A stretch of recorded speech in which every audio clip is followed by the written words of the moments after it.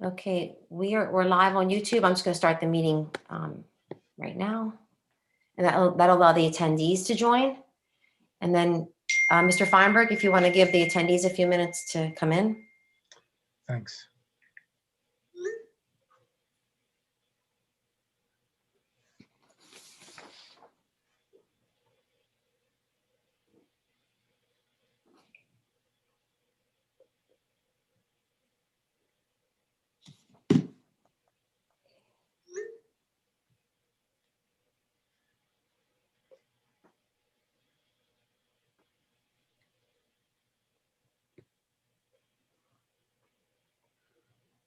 Okay, it looks like the room is pretty much full.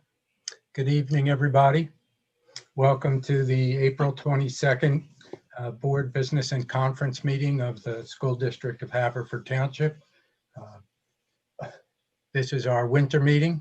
I think everybody was used to it being spring and summer for a few days, but today we got a slap in the face. So we'll look forward to warmer temperatures.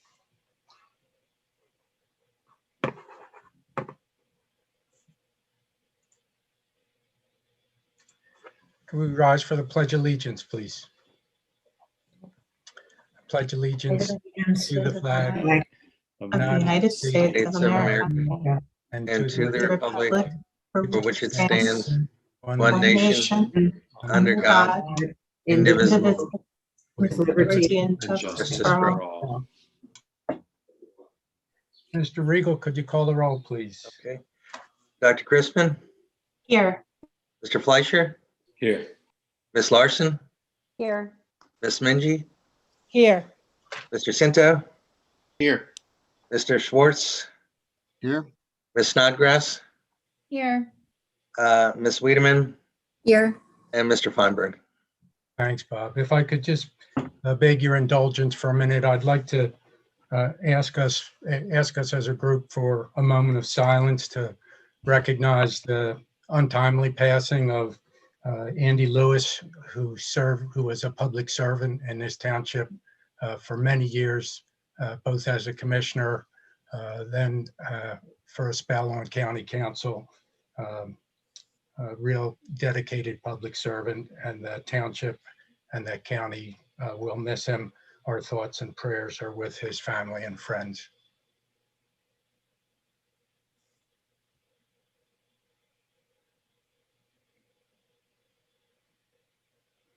Thank you. I'll accept the motion to approve the official minutes from the April 8th, 2021 regular public board meeting. Cinto moves. Mingy second. Moved in second. Any discussion? All in favor? Aye. Any opposed? Motion carries. Thank you. I want to welcome all our student guests this evening, and our next item is student recognition.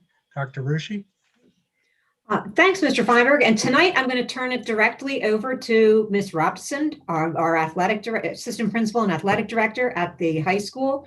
We have a number of our winter athletes from the basketball teams, swimming and diving, and wrestling, who have achieved some tremendous accomplishments this season. And once again, they are fabulous representatives of not only Haverford High School, but the school district of Haverford Township. So Ms. Robson, we'll send it over to you. Thanks for being here. Thank you, Dr. Rishi. It's always very exciting for me to have the opportunity to honor, recognize, and celebrate our student athletes. All of these young women and men certainly represent what it means to be forward tough with H Pride. So I'll just dive right in, but I do want to thank our athletes, our parents, and our coaches. We had a lot of obstacles and challenges to get over this winter with shutdowns and all those type of things. So thank you to everyone who helped make these experiences possible for our student athletes. I'm just going to go ahead and dive in. The first athlete that we'd like to celebrate tonight is from boys basketball. His name is John Seidman, a senior who was first team All Central League. And he also scored his 1,000 point this year for us forwards. Is John here tonight? Well, congratulations, John. He's out shooting hoops. He probably is. Our next two gentlemen are both honorable mention for All Central League basketball, junior Nicholas Colucci and junior J.R. Newman. Congratulations, boys. I do not see them, I don't think. No. All right, moving right into girls basketball. Our first team all-league selection was Caroline Dottie. I know she's playing a lacrosse game right now. And then an honorable mention selection, senior Kiara McGilvery. Congratulations to you both. Next up is our boys swimming and diving team. Our two first team selections was Kyle Given, who's a sophomore. I thought I saw Kyle. Kyle's there, yeah. Congratulations, Kyle. And first team senior, John Meyer. Thank you. Congratulations. Thank you so much. And then our next two gentlemen are honorable mentions for All Central League. We have two Zachs with us, Zach Graff, who's a junior, and also Zachary Skolin. Congratulations, guys. Thank you. All right, moving right along here, we have swimming and diving for our girls. Our first athlete, who is not only first team for All Central League, she was also PIAA 3A state champion in the 200 IM, PIAA runner-up in the 500 free. She was District 1 in the 200 IM champion, District runner-up in the 500 free, and she was also the Central League Swimmer of the Year. This young lady that I'm so proud to announce is Katya Ursulanova. Our next selection is two second team members. We have Sarah Krissinger, who's a sophomore. Thank you. Thank you. And we also have Laura Seavey, who's a senior. All right. Then we have two more honorable mention athletes. We have Ellie Krissinger, who's a freshman. Thank you. Thank you. And last but certainly not least in swimming and diving is Alexa Castle, who's a sophomore. I can't connect to your Wi-Fi now. Okay, now moving into our wrestlers. Our first team selection was Steven Lozano, who's a senior. He was also first place in Central League for his weight class. Congratulations, Steven. And we also have Cole McFarland, who is a freshman. Cole too was a Central League champion in his weight class. He was a District 1 runner-up, and also he did qualify and finish 4th in the super region. So congratulations, Cole. Moving right along here, we have two second team selections. A junior, Jonathan Harwood. Congratulations, Jonathan. And Donnie Reimer, who's a senior. Congratulations, Donnie. Last and certainly not least, we have another honorable mention for wrestling, senior Jack Lasianka. Congratulations, Jack. And then two teams, we have two winter sports that they do not currently have their all league selections, but it's extremely important that we recognize them as well. Our cheerleading squad this year, we have Madison Lawler and Caitlin Dennis here with us hopefully tonight celebrating, and we would like, they're two senior leaders on our team. The girls placed first in the District 1 championships, and they finished 5th in the PIAA states this season. So they had an outstanding season. Congratulations, ladies. And last but certainly not least, this team's still going. Our club ice hockey team, we have Jacob Arazi and Jagger McClellan, who are leaders on this team. They are Central League champions. They were undefeated in the Central League. Tuesday night, they were Flyer Cup champions, and they will play in the the PA State Championship this Saturday in Pittsburgh. They'll play the Pittsburgh Cup champs for a battle of East versus West. So we're really excited for our guys, and let's go forwards. Thank you so much, everyone. Thanks, Ms. Raptis, and congratulations to all our student athletes. Next item on our agenda is student reports. We have Zoe Starr from the middle school and Erica Borbi from the high school. Zoe? Hi. Good evening, everyone. My name is Zoe Starr, and I will be reporting for the middle school tonight. April is World Autism Month. We recognize, celebrate, and support our autistic community of students, families, and staff. We have a 30-minute community workout event planned for this Saturday from 2:30 to 3:30 p.m. at the AG Cornog Turf football field at the middle school. The spring sports season is in full swing. Meets and games began this week, and all the students athletes are excited to be competing. Our athletic director and coaches have been amazing, and we appreciate the work they do so that we can participate in and enjoy spring sports this season. We are finishing Bringing Hope Home fundraiser this week. Bringing Hope Home is a local nonprofit organization that provides unexpected amazingness by providing financial support to families in our community battling cancer. We are grateful to help our community and celebrate at the end of May with the annual Bringing Hope Home Olympics on the field. The choral department is hosting a virtual choral concert on Thursday, April 29th at 7 p.m. Mrs. Langley, Ms. Hendler will lead the grade level courses, chamber choir, Fordettes, and Seventh Heaven, who will be performing. That's that I have. I'd like to thank you for allowing me to present tonight.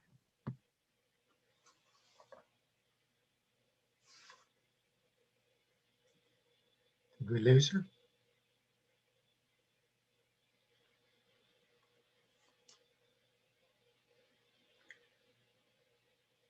Dr. Rishi, you're muted. Yeah, I guess she left. She did, after she said thank you, it looks like she left. Maybe she had another engagement. Okay. Erica, you're up next.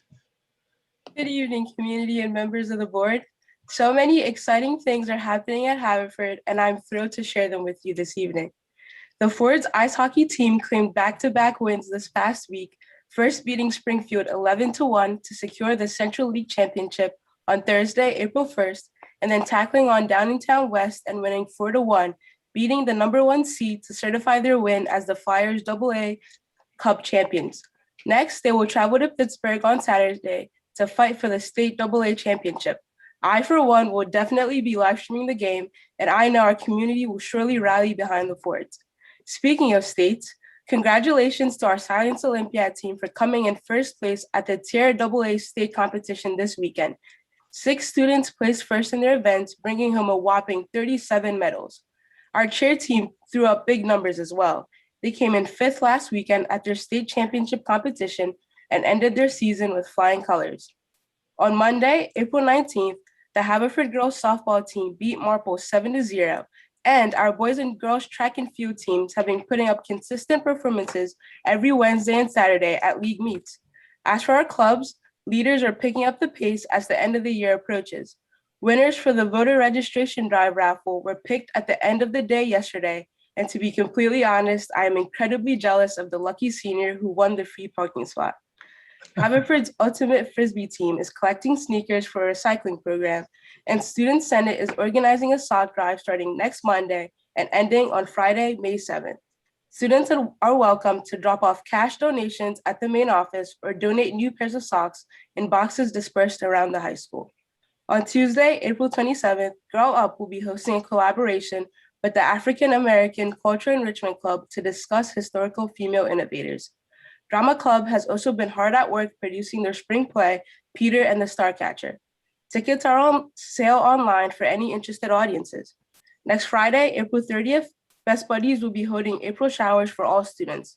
Students will be able to run through a fire truck hose, either individually or with a buddy. I would also like to extend my congratulations to all national qualifiers and honorable mentions from FBLA's Virtual Awards of Excellence. Last but not least, the Senior Planning Committee is working hard to orchestrate several memorable culminating events for the class of 2021. Next Wednesday, April 28th, the committee will be taking a trip to the reserve to visualize prom plans. Graduation speaker editions are being held on Monday, May 17th, and Powder Puff is also scheduled for Tuesday, May 18th. As commitment day draws nearer, I am excited to see where all my peers decide to spend their next 4 years. It's been an honor growing with the class of 2021, and there is nothing more rewarding than seeing hard work pay off. Thank you so much to the board for having me here tonight, and I am sincerely looking forward to my next evening presenting. Thank you, Erica. Good to see you. Zoe, had you finished or did you have a technology moment?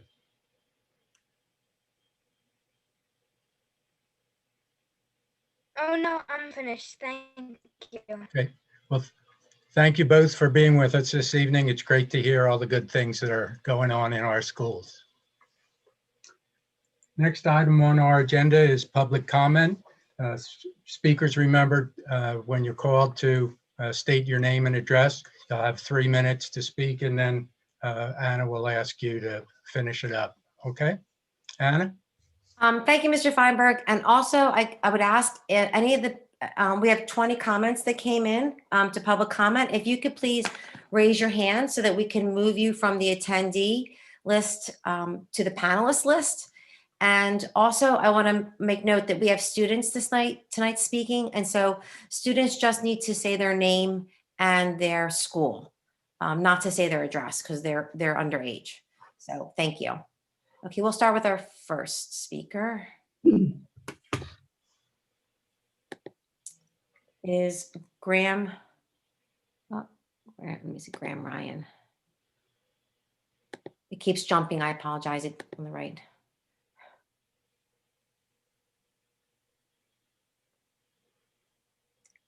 Okay, Graham, you can unmute, and if you want to turn your screen on.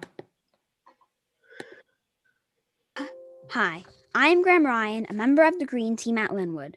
I'm here this evening to talk about why it would be a good idea to put solar panels on the top of the new school building. One reason why solar panels should be placed on a new school building is because the school will not have to get as much electricity from power plants. This means that the school will not have to pay as many electric bills, thus possibly saving money. Another benefit is the power plants will not have to make as much electricity. This means that the power plants will pollute the environment less and will also not use up as many fossil fuels. This will help to save the environment. Unfortunately, solar panels are a bit on the expensive side, but after being installed, they should hopefully eventually save enough money and wildlife to be worth it. Thank you. Thank you.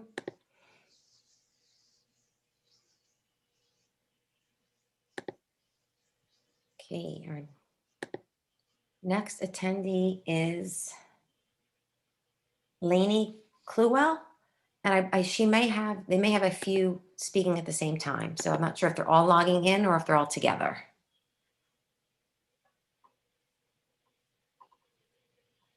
Hi, yes, I'm speaking with a group. I'm Lainey Cluwell, and I'm in 5th grade from Linwood, and I'm going to be speaking about the solar panels on Linwood. I'm also speaking with Anita Feinberg and Carly Porsche.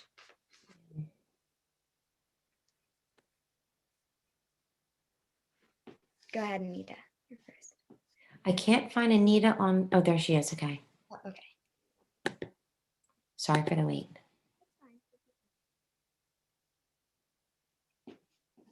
Here she comes, okay. Hi, I'm Anita Feinberg, and I'm in 5th grade at Linwood. And me and my friends are on the Green Team, a student group that discusses environmental issues. Hello, I'm Carly Porsche, and I'm in 5th grade from Linwood, and we are promoting the installation of solar panels on the new Linwood building. Hello, I am Lainey Cluwell, and I'm in 5th grade from Linwood. Because Linwood is being reconstructed, now is the time to add solar panels. Climate change is a real problem, and if our generation does not do anything to slow or stop it, then there might not be a world for new generations to grow up in. If we had a different power source, we would not only be reducing our carbon footprint, we would also be able to save money. One large payment upfront for adding the solar panels would be less spent overall, because the solar panels will last. Also, we would not have to pay a power plant as much to divert power towards us. School buildings in the US use an average of 10 kilowatt hours of electricity and 50 cubic feet of natural gas per square foot annually. That's a lot of energy that we could cut back on by getting solar panels. Solar panels are waterproof and show a 57% chance of less leakage, which means you would spend less money on roof repairs. We're not going to be attending the new Linwood building on account of us stepping up to the Haverford Middle School, but we deeply care about the environment, and we all have younger siblings who will be educated in the new Linwood building. Please consider our proposal. Happy Earth Day, and thank you for your time.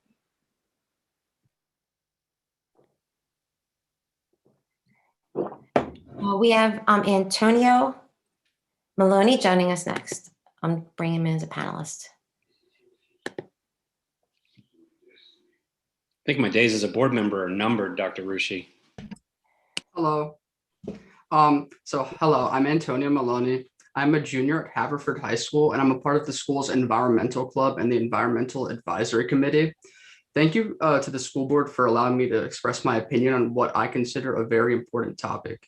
I would like to fully express my support for the implementation of solar panels and solar energy for Linwood Elementary School. When opportunities like this arise, it is important that our community recognizes and adapts to the growing technologies that can support the use of sustainable and clean energy sources. It is widely known that solar energy is the most abundant energy source in the world, and it's becoming more and more feasible to use. Due to the declining cost of solar panels, it is evident that now is the perfect time to continue our township's trends of energy efficiency. As a member of the school district in the Havertown community, I'd be delighted to see the application of renewable energy sources. And by taking this step to support sustainable energy, members of our township will have another reason to be proud of the thoughtful community they are a part of. Thank you again for this opportunity to speak. Thank you. Next, we have Ava Bell.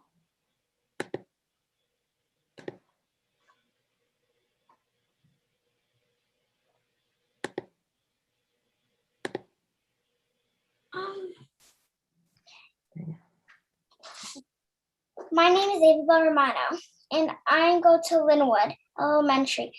I am second grade at Linwood, and I'm excited to go back to school in September in the new building. Only the thing is missing is solar panels to keep clean, renewable energy. Please consider adding this important thing to make it the best school ever. We have solar panels on our home, and I hope we can get some on the new school too. Thank you. Thank you. Okay, we have Zachary joining us.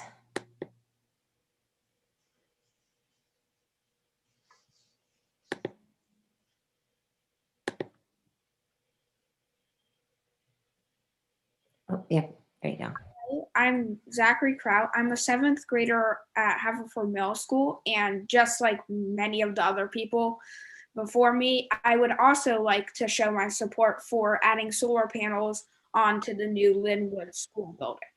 Not only would it have great cost and energy efficiency and environment benefits, it would also teach the students at the school more about solar panels, and it would give the teachers an opportunity to further explain renewable energy sources and how they worked and everything like that, so that the new generation could be educated and then put solar panels on their school buildings, making the environment even safer for them to breathe.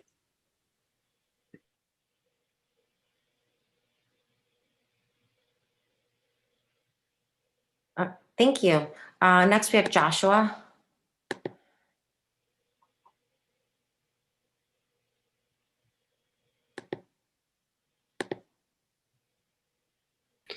Hi, everyone. My name is Joshua Mincer, and I'm a junior at Haverford High School.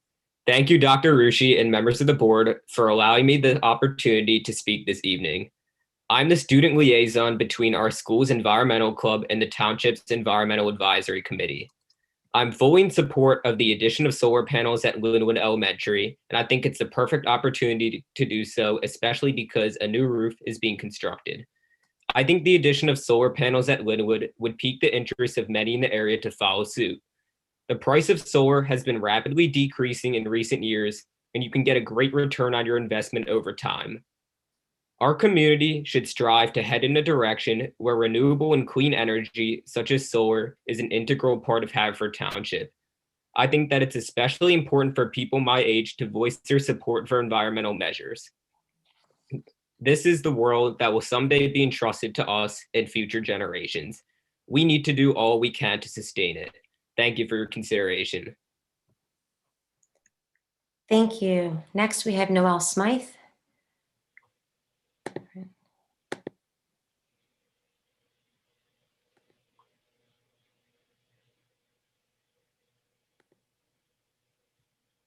Try that one more time.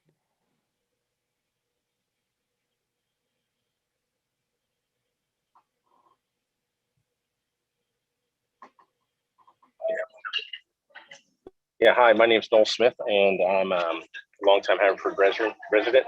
Sent 3 of my children to Linwood School, and I'm a taxpayer, and I don't think I can state the case any better than the students that you've had on tonight, other than from a taxpayer's perspective. I support this 100%, and please take the advice of the students that spoke and think of the future, which I know you do, and put solar panels on that roof. And I'll also just say thank you to the school board for your forward thinking and replacing our schools in kind when it's needed. So I appreciate what you do, and I'm in support of the solar project. So thank you. Thank you. Next, we have Tracy.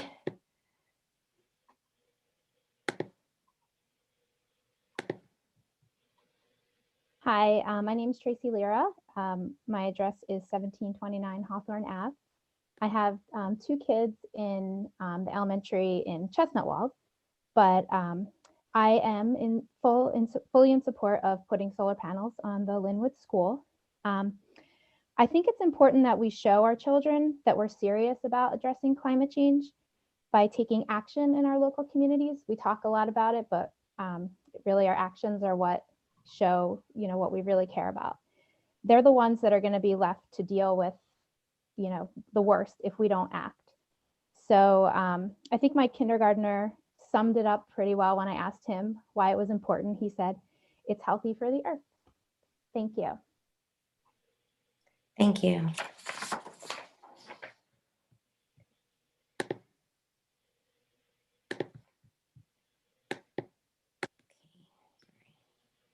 Next, we have Sarah McCafferty.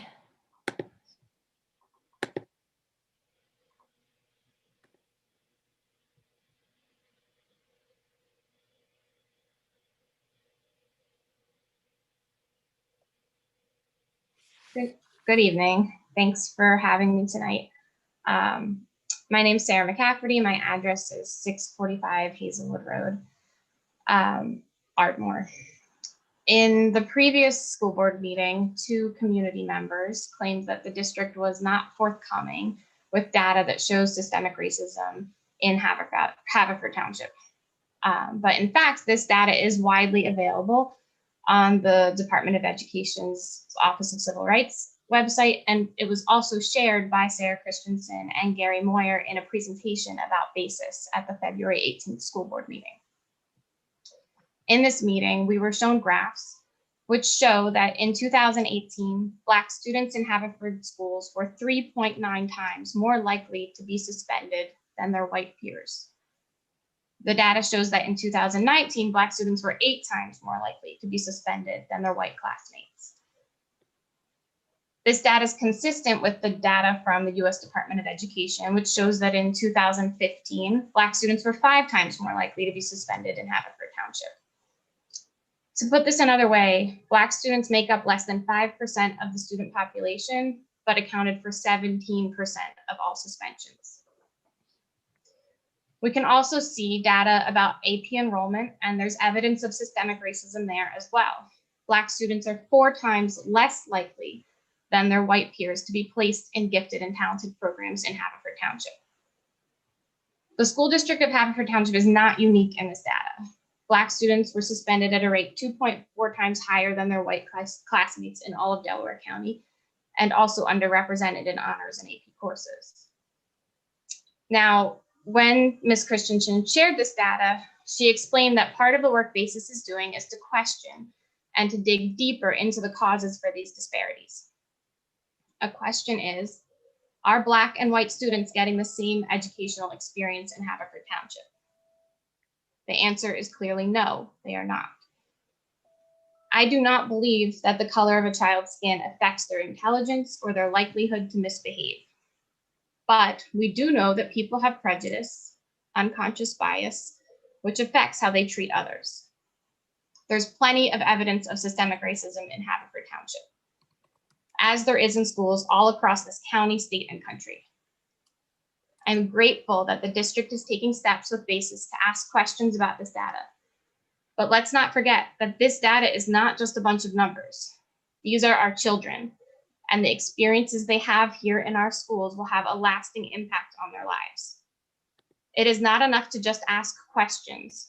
The district needs to be taking concrete action to address these disparities and make sure that every child in this district is offered the same educational opportunities and treated fairly without bias.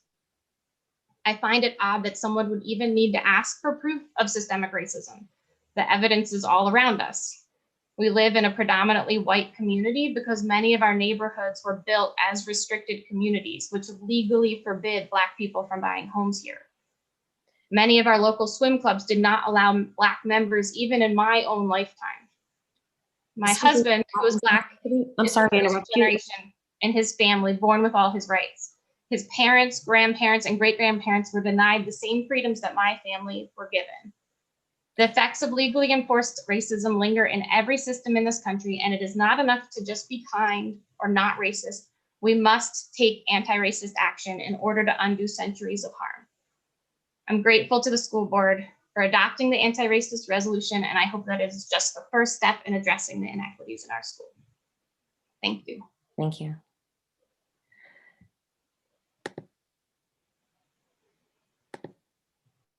Just to let you know, I do have the alarm set up. I'm not sure if you could, if is the audience able to hear it when it went off? I can make it a little bit louder just to let people know that they've approached the 3 minutes. Okay. I don't want to interrupt anyone, but I'll make sure that the alarm goes a little louder. Next, we have Monet Riley.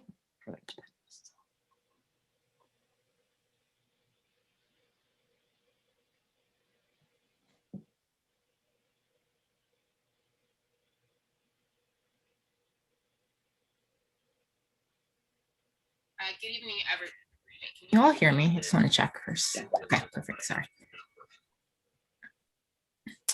Good evening, everyone. On May 25th, 2020, George Floyd was murdered by Derek Chauvin, a statement we can say with fact as of 2 days ago. George Floyd's death sparked a global, and I mean a global outcry for racial justice and calling into light the disparate treatment people receive because of the colorism and racism that plagues our society. In February 2020, I, along with other district stakeholders, participated in the school strategic planning process. One of the goals developed was establish a culturally diverse and inclusive educational experience that develops socio-cultural proficiency. On August 6th, the school district unanimously passed a resolution to support an anti-racist school climate. In that resolution, you all acknowledge that we must examine our school policies and practices through anti-racist and equity lenses to address the racism and inequity that exists within our own school community, and system to actively oppose racism in all of its forms. You clearly define anti-racism and equity in the policy for all those who read it to give common understanding of the terminology. And yet here we are almost a year later with those who would prefer to keep the dominant culture power structure in place that causes harm disproportionately to marginalized communities. There are those who call diversity and inclusion initiative divisive, but once not very long ago, having Black children go to school with white children was divisive. Having Black people use the same water fountain as whites was divisive. If just simply recognizing that history exists and because of segregation, redlining, dominant cultural-based laws and policies, for example, ones that police Black hair, people feel those policies are divisive, then honestly, so be it.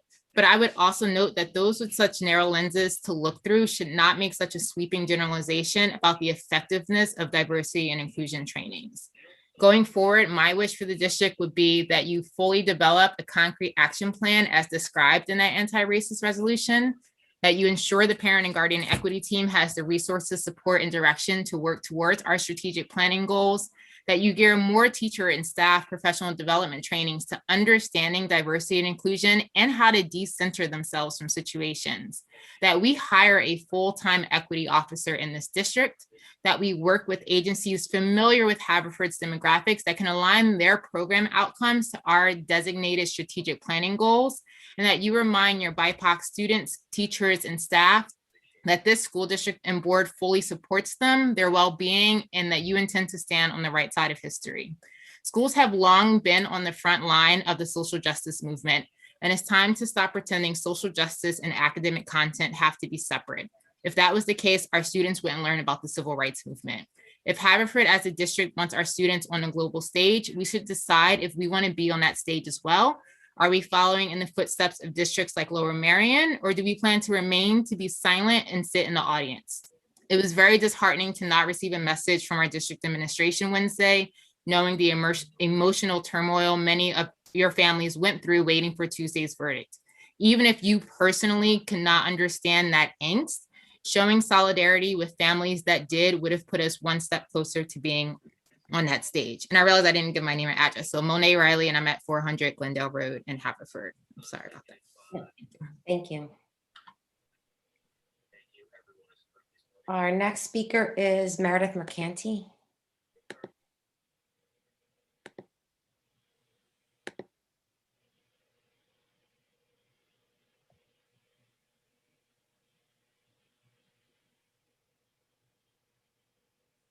Hello, good evening. I just wanted to say thank you to Dr. Rushi and the board members for allowing me to speak tonight.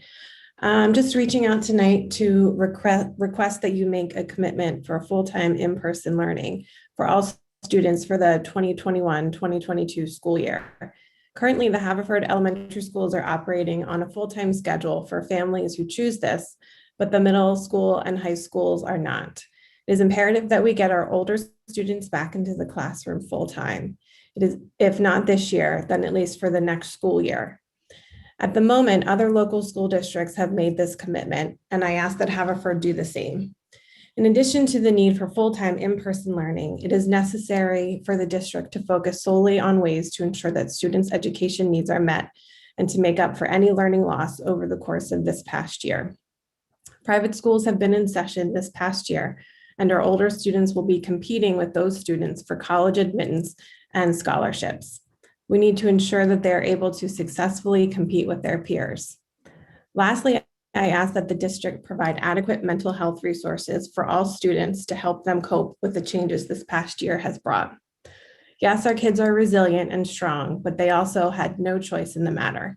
The full outcome of the effect of the lockdown will not be realized for some time, but it is the responsibility of the district and dedicated professionals to make sure these effects are as minimal as possible. Thank you for your time tonight, and thank you for allowing me to speak. Thank you. Our next guest is Jenny England.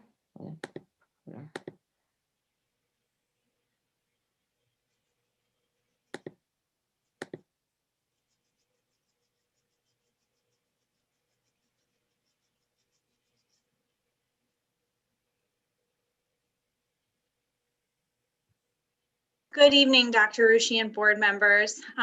Thank you for giving me the opportunity to speak tonight. I wanted to speak to address my disappointment and frustration over the district's summer school plans for families this year. I was glad to hear that the district plans to offer options for children who are suffering academically due to the lack of an appropriate educational model this year for our youngest learners.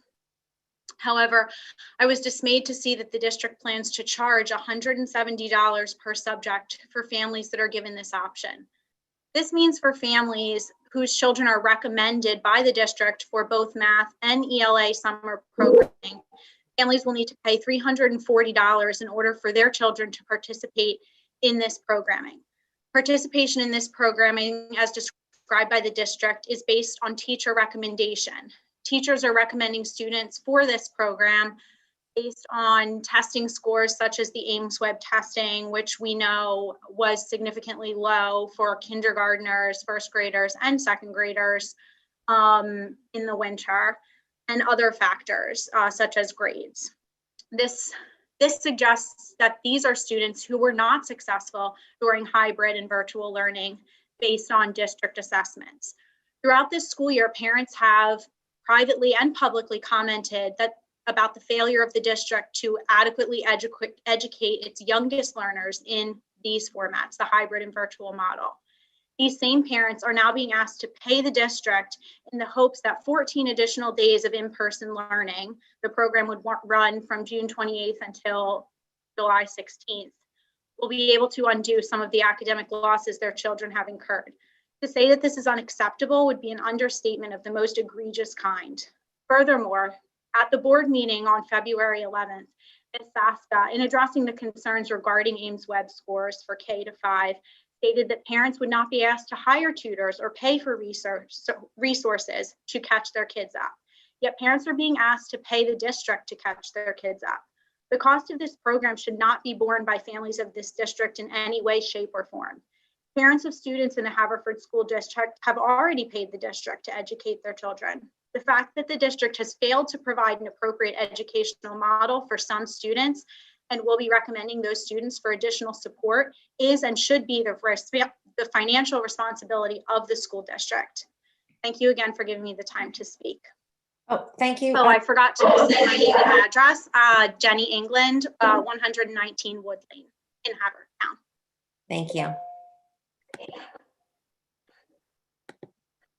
Our next speaker is Andrew Pigeon.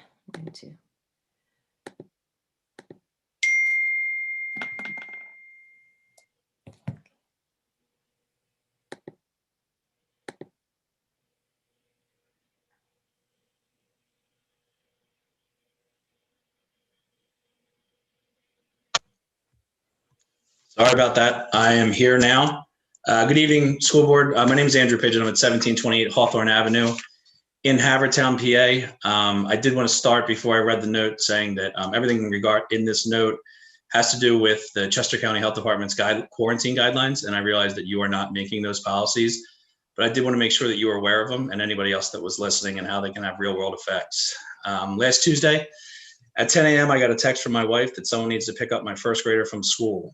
I was on my way out to an appointment in Lancaster, and she was at work, unable to leave at the drop of a hat. So I canceled my appointment for work, as I've done so many times this last year due to virtual and hybrid learning, to pick up the first grader who struggles with virtual learning I have been writing to you about for the better part of a year. There are 9 kids in the class who have been exposed to a presumed positive COVID patient and must quarantine. Every child who sat within 6 feet of the presumed positive patient for more than 15 minutes must quarantine due to exposure.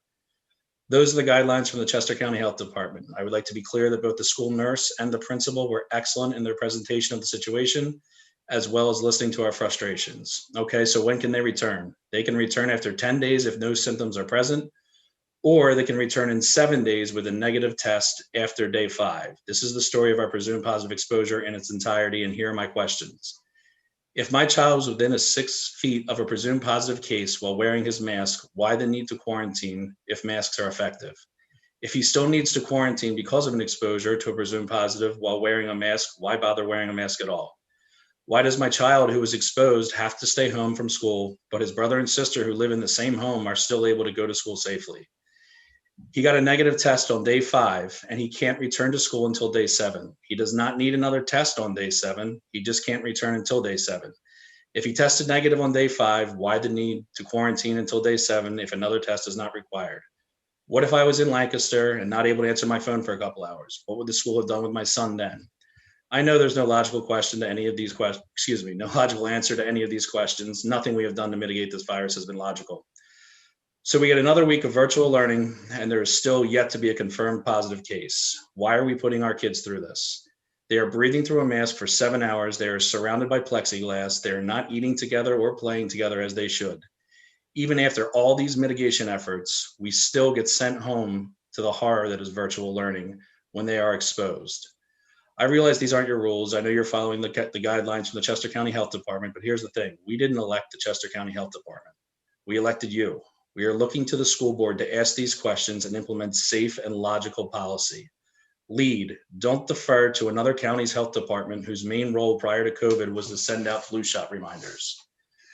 These quarantine rules are nonsensical garbage that have real world consequences. Why would a virus which has so little to no effect on the kids who are always wearing masks and learning in a building where every single adult has been given the opportunity to be vaccinated cause this big of an overreaction? You have done a great job of providing a safe environment for all students and teachers. It is safe due to the community's sacrifice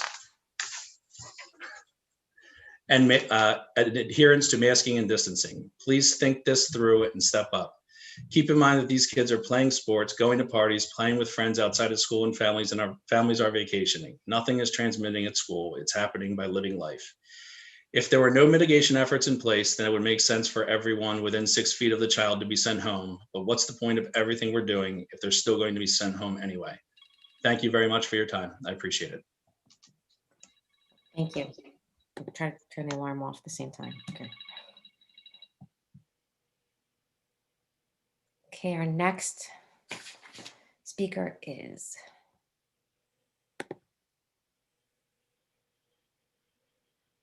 Helene Conroy Smith.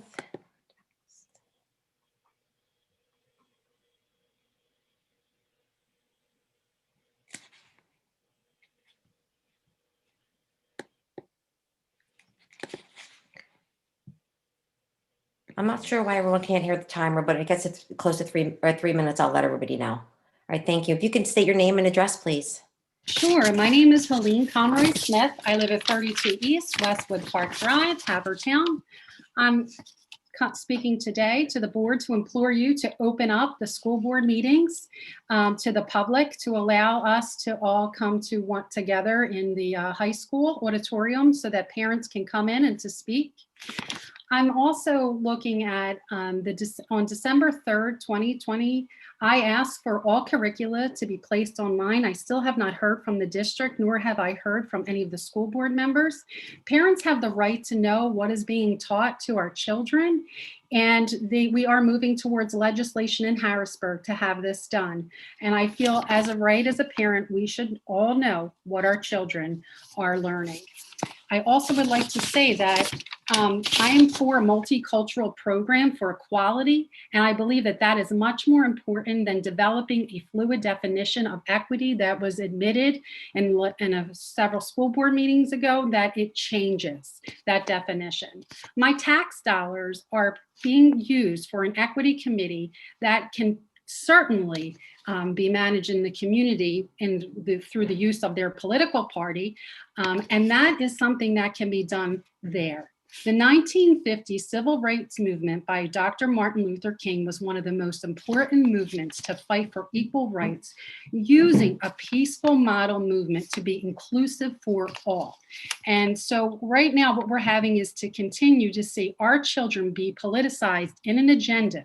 And to me, it's unethical. And it's also unconscionable.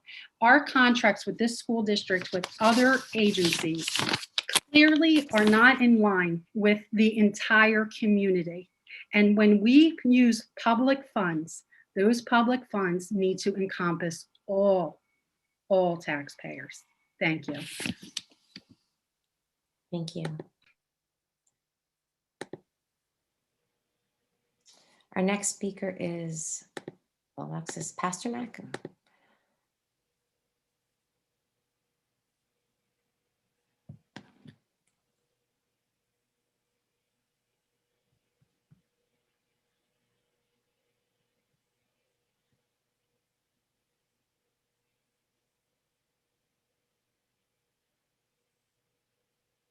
Alexis, you're muted. I'm sorry, you're muted. I mean, there you go. There we go. Thank you. Street address, please. Okay, hi. My name is Alexis Pasternak, and I reside at 609 Woodland Drive in Havertown. Thank you for letting me speak today. Board members and Dr. Rushi. In the latest issue of Haverford Happenings, you indicated that with the help of the equity leadership teams, teachers and staff are learning more about equity, inclusion, racism, and bias through book clubs, resources such as Learning for Justice, and dialogues about race. Of course, I felt compelled to find out what exactly the Southern Poverty Law Center's Learning for Justice platform offers to help our teachers and staff. I did enjoy the mix it up at lunch day. You get out of your comfort zone and you connect with someone new over lunch. I think that's a wonderful, simple idea. But honestly, I was concerned by what I saw. One featured article for teachers from 2020, issue 64, was what white colleagues need to understand why white supremacy doesn't stop at the teacher's lounge door. Another recent article was titled, "A Flaw in the Foundation. If we're serious about dismantling white supremacy in schools, teacher preparation programs are an obvious place to start. Will our teachers be subjected to this kind of training if they haven't already? Who exactly suggested that using this particular resource? What kind of books will you be using? Who will be paying for those books, or will they be donated? What exactly is Haverford School District's definition of white supremacy? Because let's face it, we know that's coming if Learning for Justice is a resource. Please provide more transparency in your pursuit of equity, and please consider opening up your equity team so that all can be involved in your pursuit of equity." Thank you very much. Thank you. Mr. Feinberg, there were two other people that had emailed, but they're not in the attendance, nor is their hand raised under a different name. So that's all we have this evening. Thanks, Anna. And I'd just like to thank all of our student speakers for taking the time to come speak with us this evening eloquently. Excuse me, Mr. Feinberg? Yep. In response to the student speakers, I had an idea. Maybe we could add a web page to the website about the Linwood project that highlights all the environmentally friendly features that the building already has incorporated into its construction. Is that possible by any chance? We can talk to Mr. Matthews a little later and see what we might be able to set up.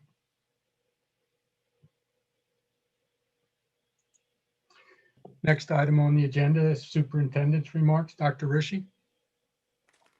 Thank you, Mr. Feinberg. A few announcements for some public service and some updates.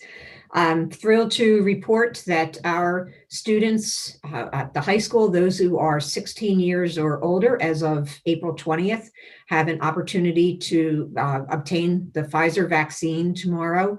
We are partnering with Radnor High School, Marple Newtown High School, and Haverford.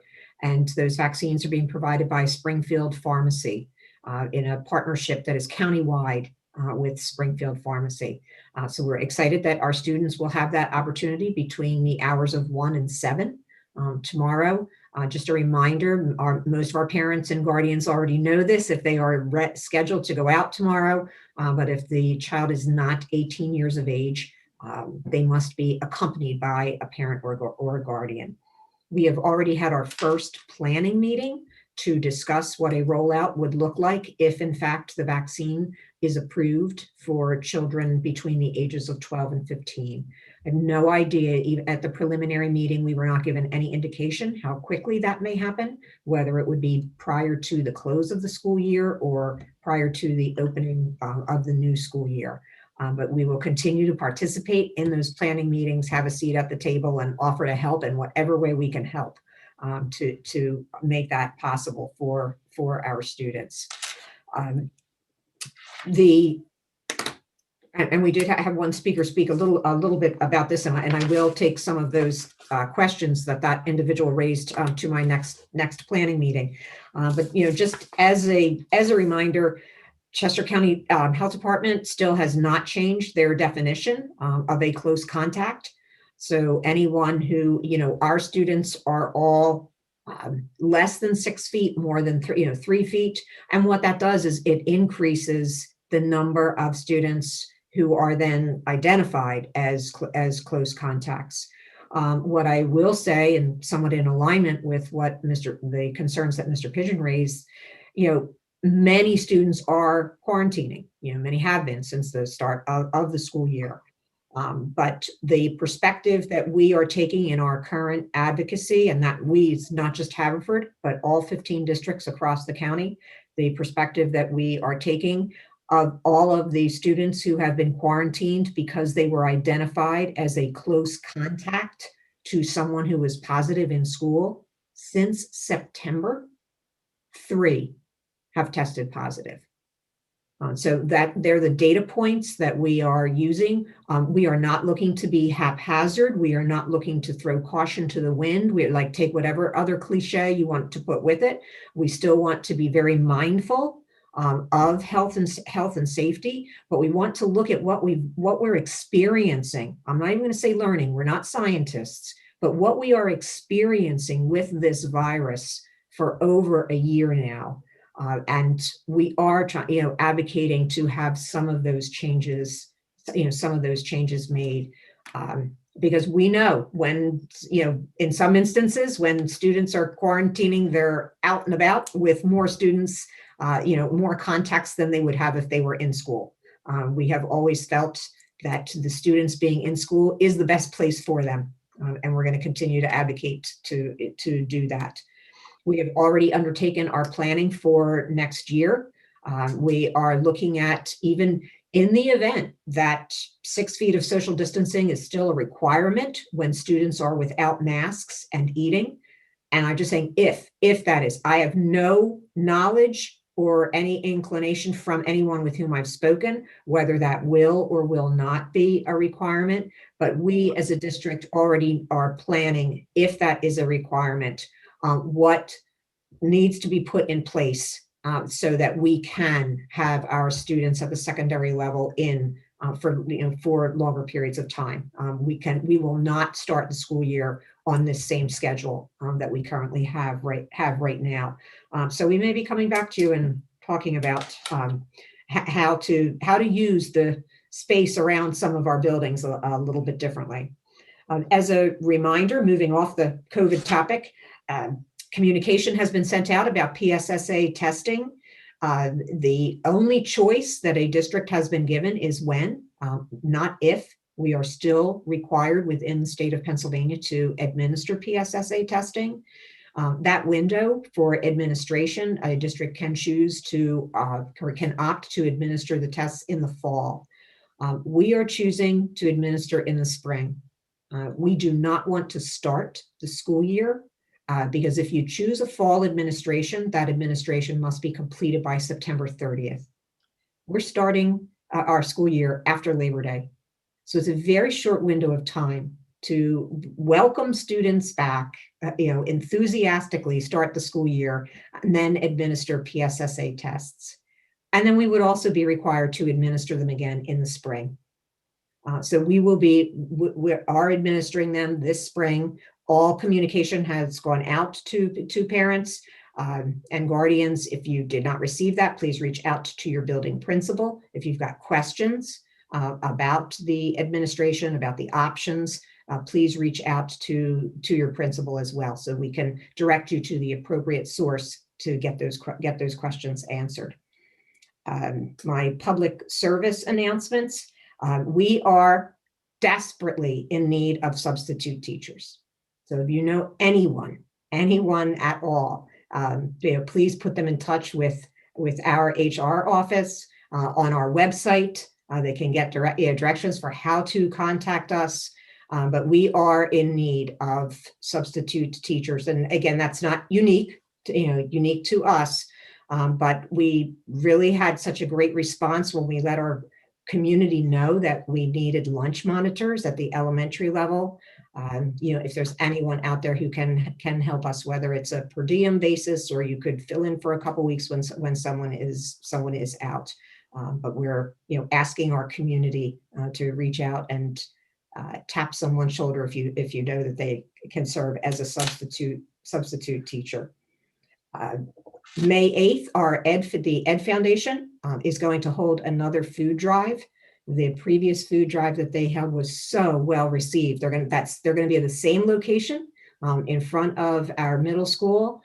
And they have been contacted by food banks asking if we would, if they would conduct another food drive. So you'll hear more from the Ed Foundation, but that's going to be coming up on May 8th. And in closing, we celebrated George Ramplin today, our Director of Transportation, whose official last day after 41 years with the district will be tomorrow. So in Haverford fashion, we picked George up for work in a school bus, and many of his current and former colleagues were at the bus yard to greet him as that bus arrived. And it was just nice to see how many people wanted to be there today to appreciate George, to thank him for all that he has done, and to let him know how much he's going to be missed. So that's it for tonight, Mr. Feinberg. Thank you for the time. Thanks, Dr. Rushi. Next item on our agenda is construction update. Ken Matthews from CB Development. Ken? Good evening, everyone. Well, with your question regarding Linwood, we'll jump right into that and sustainability. I know in the past, early on during design, the board had asked questions about that specific topic. So there are a number of items that are incorporated into the design of the building, for energy conservation, et cetera. So we can certainly provide that list. So I'll pass that along to district administration. So then moving into progress, Linwood, really a lot of loose ends are getting finished up. You can see the bulk of the facade of the building is done, but there's little missing pieces, loose ends, a few window pieces, et cetera. So we're trying to push to get all of that complete. On the inside of the building, we're continue to work on punch list and just about wrapped up with the bulk of the work. So really it will be doing final cleaning, doing the final pass through with the architect, ourselves, making sure all those punch list items are completed. And then, as you know, and we're presenting a few items here tonight is some of the change orders. The cafeteria work continues. That work, they've taken down the exterior wall. They put the new one up at this point, some of the new steel. So that work will continue in the coming months.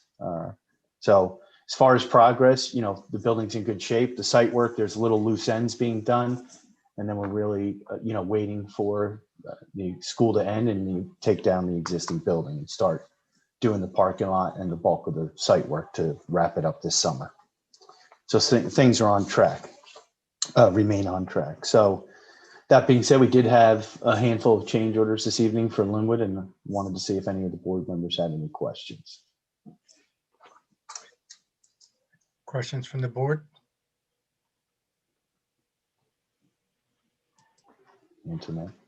Ari has his hand. Yep, Ari. You're muted. You're muted. Thanks. Ken, can you speak at all to the immediate impact and boost taking Linwood offline, the old Linwood offline, and putting in a new Linwood that's going to be inherently more energy friendly, more energy efficient, could possibly be towards the environmental impact? I mean, that alone has to be significant.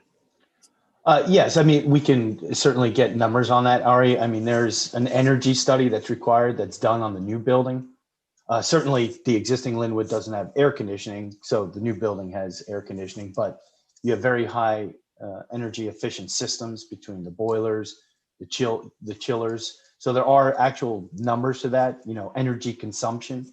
So if that's something you're interested in, we can certainly provide that data. Well, certainly, I think the students would be interested in that data. How about green roofs? I know the high school needed to have one. Did Linwood also need to have one? Was that part of that? That was not ordinance? part of any of the conditions of the approval. There were some discussions about it, but again, with the R value, which is the rating of the thickness of the roof, you had pretty significant insulation value, so it wasn't deemed necessary at that time. For the high school, that was part of the zoning. One of the conditions of the approval was that a green roof had to be installed. And Antoinette? Thanks. My raise hand Zoom function is gone. So thank you. I look like I'm high-fiving everyone. I did have a couple questions on the change orders, just because there are some really some line items for the COVID Yes. extensions, it looks like. And so can you just speak to those? Sure. The actual change order didn't give too much detail, so thank you. No, so sure. So as we, the cafeteria change order, we've been trying to finalize that specifically for Westcott Electric and for JBM, who's the mechanical contractor and the plumbing contractor on the job. They all submitted cost for the COVID delay and extension of time for the project. And we've been going back and forth with them, having numerous discussions. Frankly, getting them into what we consider fair and reasonable. We started out significantly higher. Over probably the last 2 months, we've really been going through this. So now we've gotten to the point where we feel it's in the reasonable realm for that delay in the project in the middle of a pandemic. And we kind of combined some of that with the cafeteria costs as we went through to make sure, again, it was fair and reasonable. It started out a lot higher, and we came to a good, essentially negotiated to make sure we got to what was a good number. So, and that's where we are today. Thanks. Kristen? Ken, related to Antoinette's question, is there anything in any of the contracts that we have that would kind of limit these costs? I mean, just that is a big number for what we owe in COVID costs. Yes, they are. When you look at them just on paper, Kristen, they do come across as big numbers. But when you look at a project of this magnitude, a $34 million job, they're quite insignificant. They're less than 1% for JBM and Stubner, and then Westcott's a little bit higher. So there is contractual language. We go through that. We talk with the district solicitor and try and come up with the best solution. Obviously, something like a pandemic that hasn't happened in over 100 years was something new to deal with. So we tried to work together with contractors and come to a reasonable settlement so that we can finish the project, move on, avoid going to litigation, and shake hands, have a great job. They've all done a nice job, and you all walk away with a wonderful building for the next 50 years. And to that point, could you speak to some of the things that these change orders, like the cost that those are intended to cover? It's not just they needed to, get hand sanitizer and face masks. No, a lot of it was, everybody was stuck with these, their project management, their staff that, there were no other projects for them to go to. So now you're paying them for that. They had all the trailers, they're being on site that they weren't using. So those are smaller costs. It's really staffing costs is a big part of it. You have superintendents that couldn't work anywhere else. So, they're basically paying them to be there. And then now you've extended their time out farther. So the contractual completion date was February 1st this year. We came to an agreement that they would basically have the building done March 25th. So, which is actually a 7-week period or so, a little more than the 6 weeks. So it's all those overhead and general condition costs make up the bulk of that. Hey, Ken, I think it's also good to point out that our budget for our contingencies we're still in a good spot with regards to that aspect of the budget. Is that accurate? Yes, that's correct. Yeah. And that's when you do a project like this, that's why you put contingency in for, certainly nobody thought of a pandemic, of course, but, for the various changes that can happen, and construction is a big risk. And that's what we reiterate to a lot of our clients. And I know you all understand that, having done so many of these projects in the district. So that's what it's there for. And it's been able to be used to resolve these issues and move on. And are you seeing language in, I guess, contracts for more current construction projects kind of related to COVID? Kind of. Yeah, for the high school project, right behind me, we put in language regarding COVID that is part of their bid package based on the current state and all the CDC guidelines, et cetera, that all needed to be included in the project, and there'd be no cost associated with that. Okay. If anything, if there was a delay by the government for some reason, they would have been allowed an extension of time. Thank you. So it sounds like these COVID charges are related to a work stoppage and materials that were needed to come back to work under COVID conditions. Is that correct? So yeah, as part of closing this out, any associated cost of any material delays, et cetera. So it basically closes out that there is no other submissions at all for that the contractors can come up through today, basically, that, you know, any costs that they've incurred due to that, material delays, storage of material, et cetera, is part of this change. It's very similar to delay claims, which are very common in construction. And if you don't get it done in April and it goes in, you know, these extra days, they're viewing it as those men could go to their next project and spend their time at those days. So there's lost income at their next project. And then they kind of rationalize that as, you know, being an additional cost to us. So that they come to work here, even though it's 6 weeks beyond the deadline or however long the COVID delay was. We don't lose them to another job, essentially. Right. Any other questions from the board regarding Linwood? Ken? All right, then for the high school, you know, you can see there's great progress behind me here. It's probably about a week and a half old picture. They poured the concrete floors this week. The roof is starting next week. So the building envelope will really take shape. And then they're going to basically within the next 2 weeks, start the interior fit out work. They've also done some work in the basement as soon as the boilers are shut down here at the end of the month. Some of the new pumps and tying into the hot water system, all of that infrastructure will really start. So, you know, really, you know, the month of May, June, and July are going to be extremely busy getting things done. And with the anticipation of August 20th is when the building needs to be complete. So, and the site work's moving along. The parking lot work will start in the next week or two. So things are moving along well. In addition, we did have a handful of change orders for the high school this evening, if anybody had any questions about that. Questions from the board?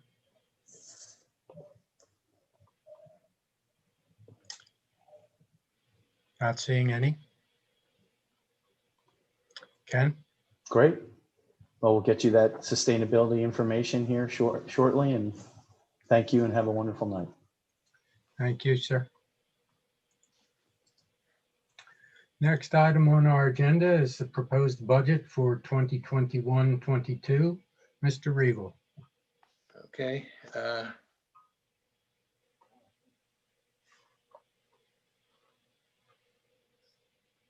we have a familiar slideshow, and the budget process actually starts in October, and the first look happens in January, and a lot of updates and refinements happen between January and April, and then we approve what is called a proposed final budget. And at that point, it's kind of getting close to the final, and we post the budget for 30 days prior to the approval in June, and we hopefully approved our final budget, which is the working budget for the next year.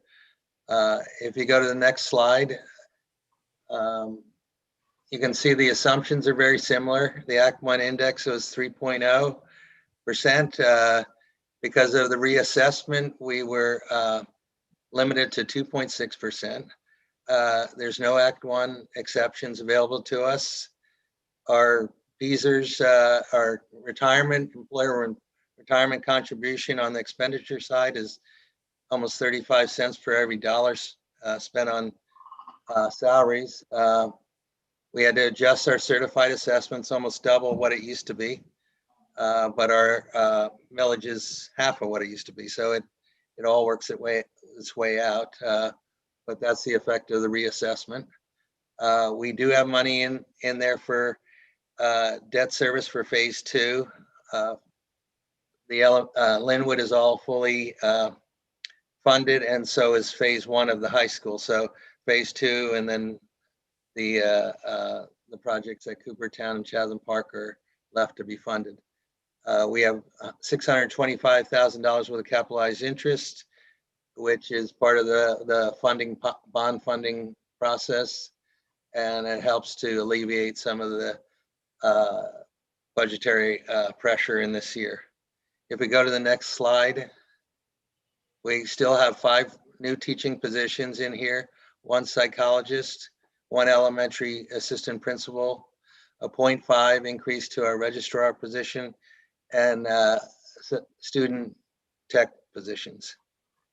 If you look at the first look budget that we prepared back in January, our use of fund balance, or our gap between revenues and expenditures, was over $3.8 million. Now it's down to $934,000. So we're like over $2.8 million in reductions that we've done during that refinement period, and we got the number down to a manageable number that we can say will work this in the 21-22 school year.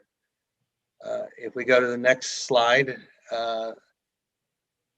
this is a summary that I always do. It's called Financing the Budget. It shows revenues prior to any tax increase compared to expenditures. We do have a budgetary reserve, but the shortfall is $3,562,000.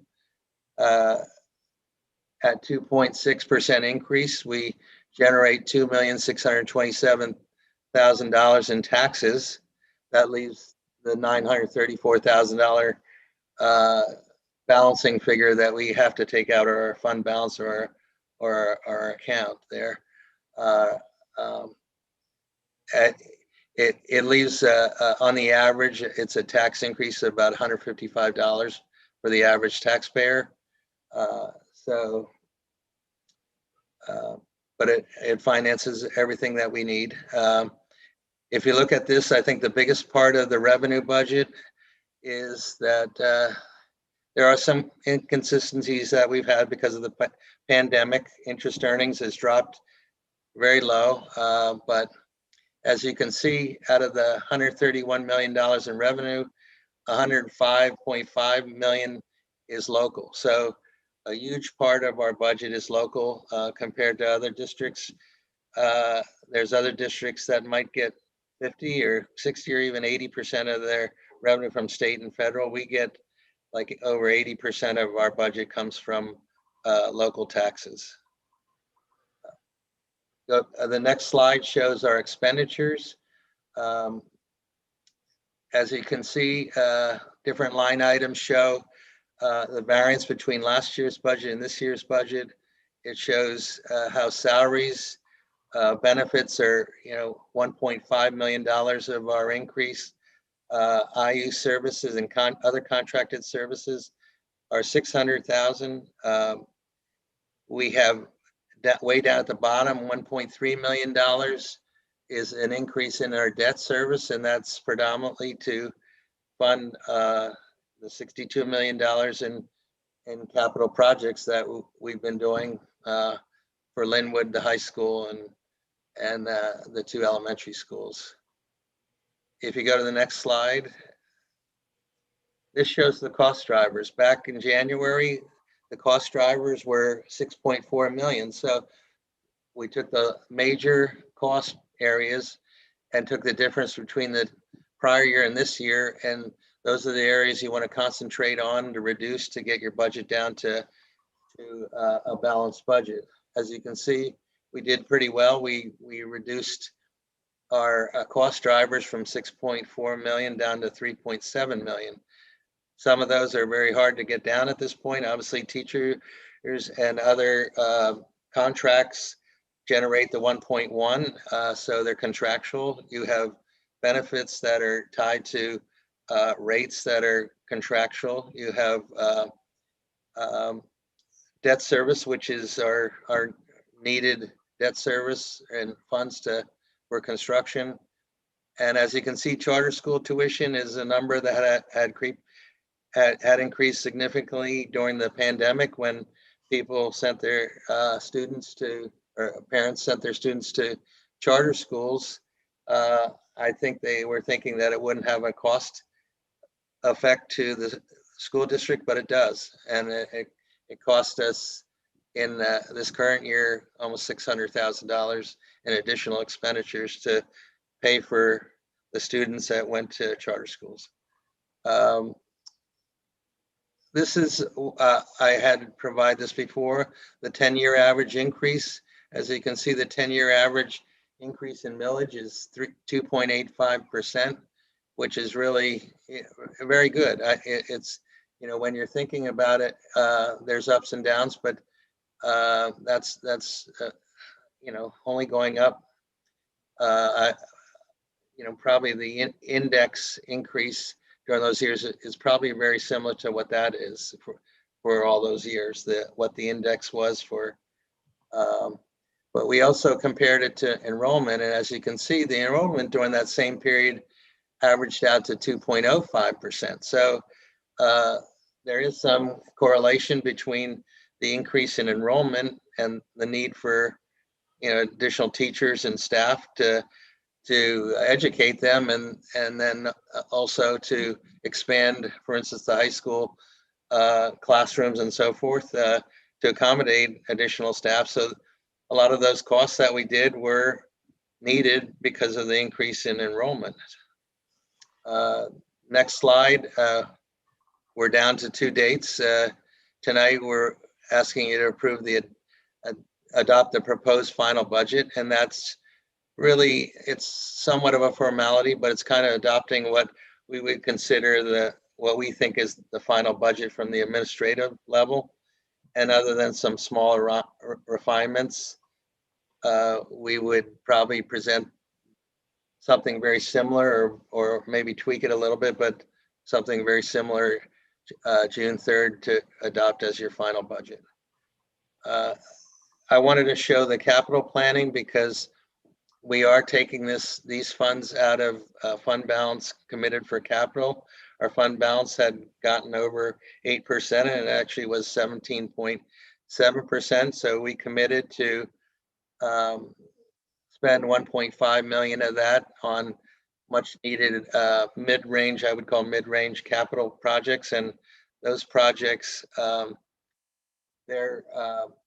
they've been presented at the facilities meeting and the finance meeting, and but there was one small change that I wanted to show. As you can see where the 2 yellow lines are, we had, I think, about $107 million worth of paving repairs to do, and we dropped that down to 27,000. The reason why is because right after we presented all the capital planning, JR, our facilities director, contacted me and said that our chiller went down, one of our chillers went down at the middle school, and the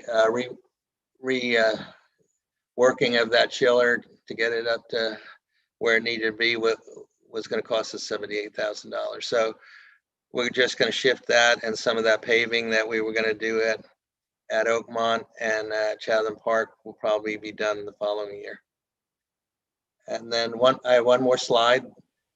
We had the sale yesterday of our bonds that we were talking about. We did a parameter resolution which enabled PFM to go out to bid when they thought the market was at its right period. We weren't going to just do it on a board date, you know, and jump at that time. So we did what it's called an internet auction. And an internet auction, instead of negotiating with one underwriter, you get bidders to come in and bid the price of each bond at each maturity point, and also the underwriter fee that the underwriters get for selling those bonds is also negotiated. So if you have more than one person, one company vying for that, it drives the cost down, and that's what it's done. I think there was also we had 5 bidders, and those 5 bidders put in 20 bids, and Jenny Montgomery Scott was the winner on that. We had a $9.6 million bond issue. 8.6 was for construction, and $1,005,000 was for the 10 buses. The overall yield of the total issue was 1.27%, which is probably the lowest rate that I've ever had in my almost 34 years of doing, I don't know how many, probably 100 bond issues. And when you say yield versus interest rate, I mean, that's net of all your issuance costs. So we might have been at 1.07%, and it was adjusted up 0.2% for all the closing costs that are a part of that process. But another interesting part is the B series was for 10 buses, and that's over a 10-year payment. The yield on that was 0.8%. So we're paying 0.8% interest on the purchase of 10 propane buses, and that's pretty amazing in and of itself. That says 2021, but that should be 21-22. That's not reflective in the 21-22 budget, but we can actually reduce the debt service line item by $124,000 because of the savings and the low interest rate. The number that I put in, 385,000, was high.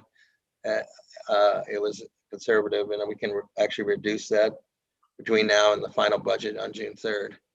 And I know somebody's going to ask this: how did getting the AA2 rating from, moved up from the double? How did that affect it? It saved us over $150,000 in interest. So the effect of just getting that rating increase saved us $150,000 on this issuance. And that's it. Does anybody have any questions on any of this? Questions from the board?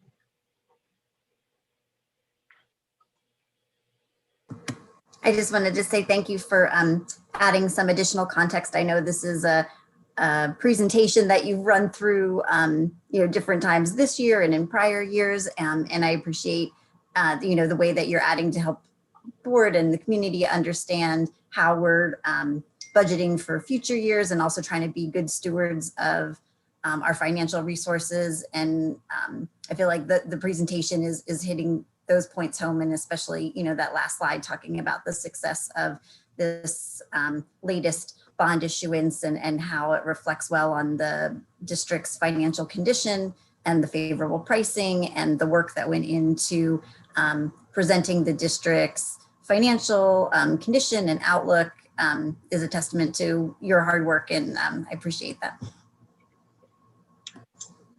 Other questions, comments from the board? Kristen? Thank you for all your hard work in putting this together. I just wanted to ask if you could explain to the public the change in millage for this current year. The numbers, there was that shift to 21-22. Could you just explain the reasoning behind that? Okay. Because of the fact that when you do a reassessment, you're trying to get your assessment closer to 100% fair market value, and usually over time the assessment erodes to the point where it's a percentage of your fair market value. And obviously newer homes might be closer to fair market value than older homes, and older homes are undervalued. Their assessment is undervalued. The whole attempt of a reassessment is to get everybody on the same, level playing field.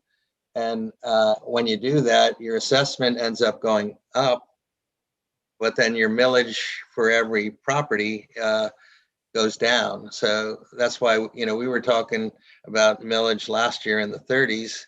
Now we're talking about our final millage as 17. So assuming that they didn't say, if you're one of those few people that when their assessment changed and then they applied it to their millage, there are people that their tax is probably the same because the effect of the reassessment didn't affect them, but there are other people that are probably winners, and there's others that are losers in that group. And we've had people upset or have actually appealed their assessment. But now from this point on, we'll be using, when we look at a history, we'll see, millage in the 30s, and then we'll see that this year's converted into using the new millage, and then moving on and comparing increases. A 2.6% increase is based on 16 to 17, not 32 to 33 mils, and it's really just a math equation where you're rearranging the numbers. That's helpful. I just want to make sure people didn't think it was a typo. If I may, in case I found that accurate yet complicated, because you have a very business manager's mind. If I'm correct, Bob, a more lay way of explaining that change is the real estate values went up, and we can't, nor can any taxing authority in Delaware County generate any more money as a result of the assessment. So therefore, to compensate for the real estate values going up, the millage rate must come down. Correct. And I had to make the adjustment so that the new millage generated the same tax revenue as the old millage. And then we applied the 2.6% increase to that number. So you're making the adjustment so that I cannot generate more money by manipulating the millage when I convert it. It has to be exactly the same generation of the same revenue. So, and that's what we did, and then added the 2.6 on top of that. So in fact, in some ways, we probably are behind, because normally they certified the reassessment in January, and I'm not so sure normally you would have growth in your assessment from January till May, when you start issuing, you finalize your taxes and issue tax bills in July.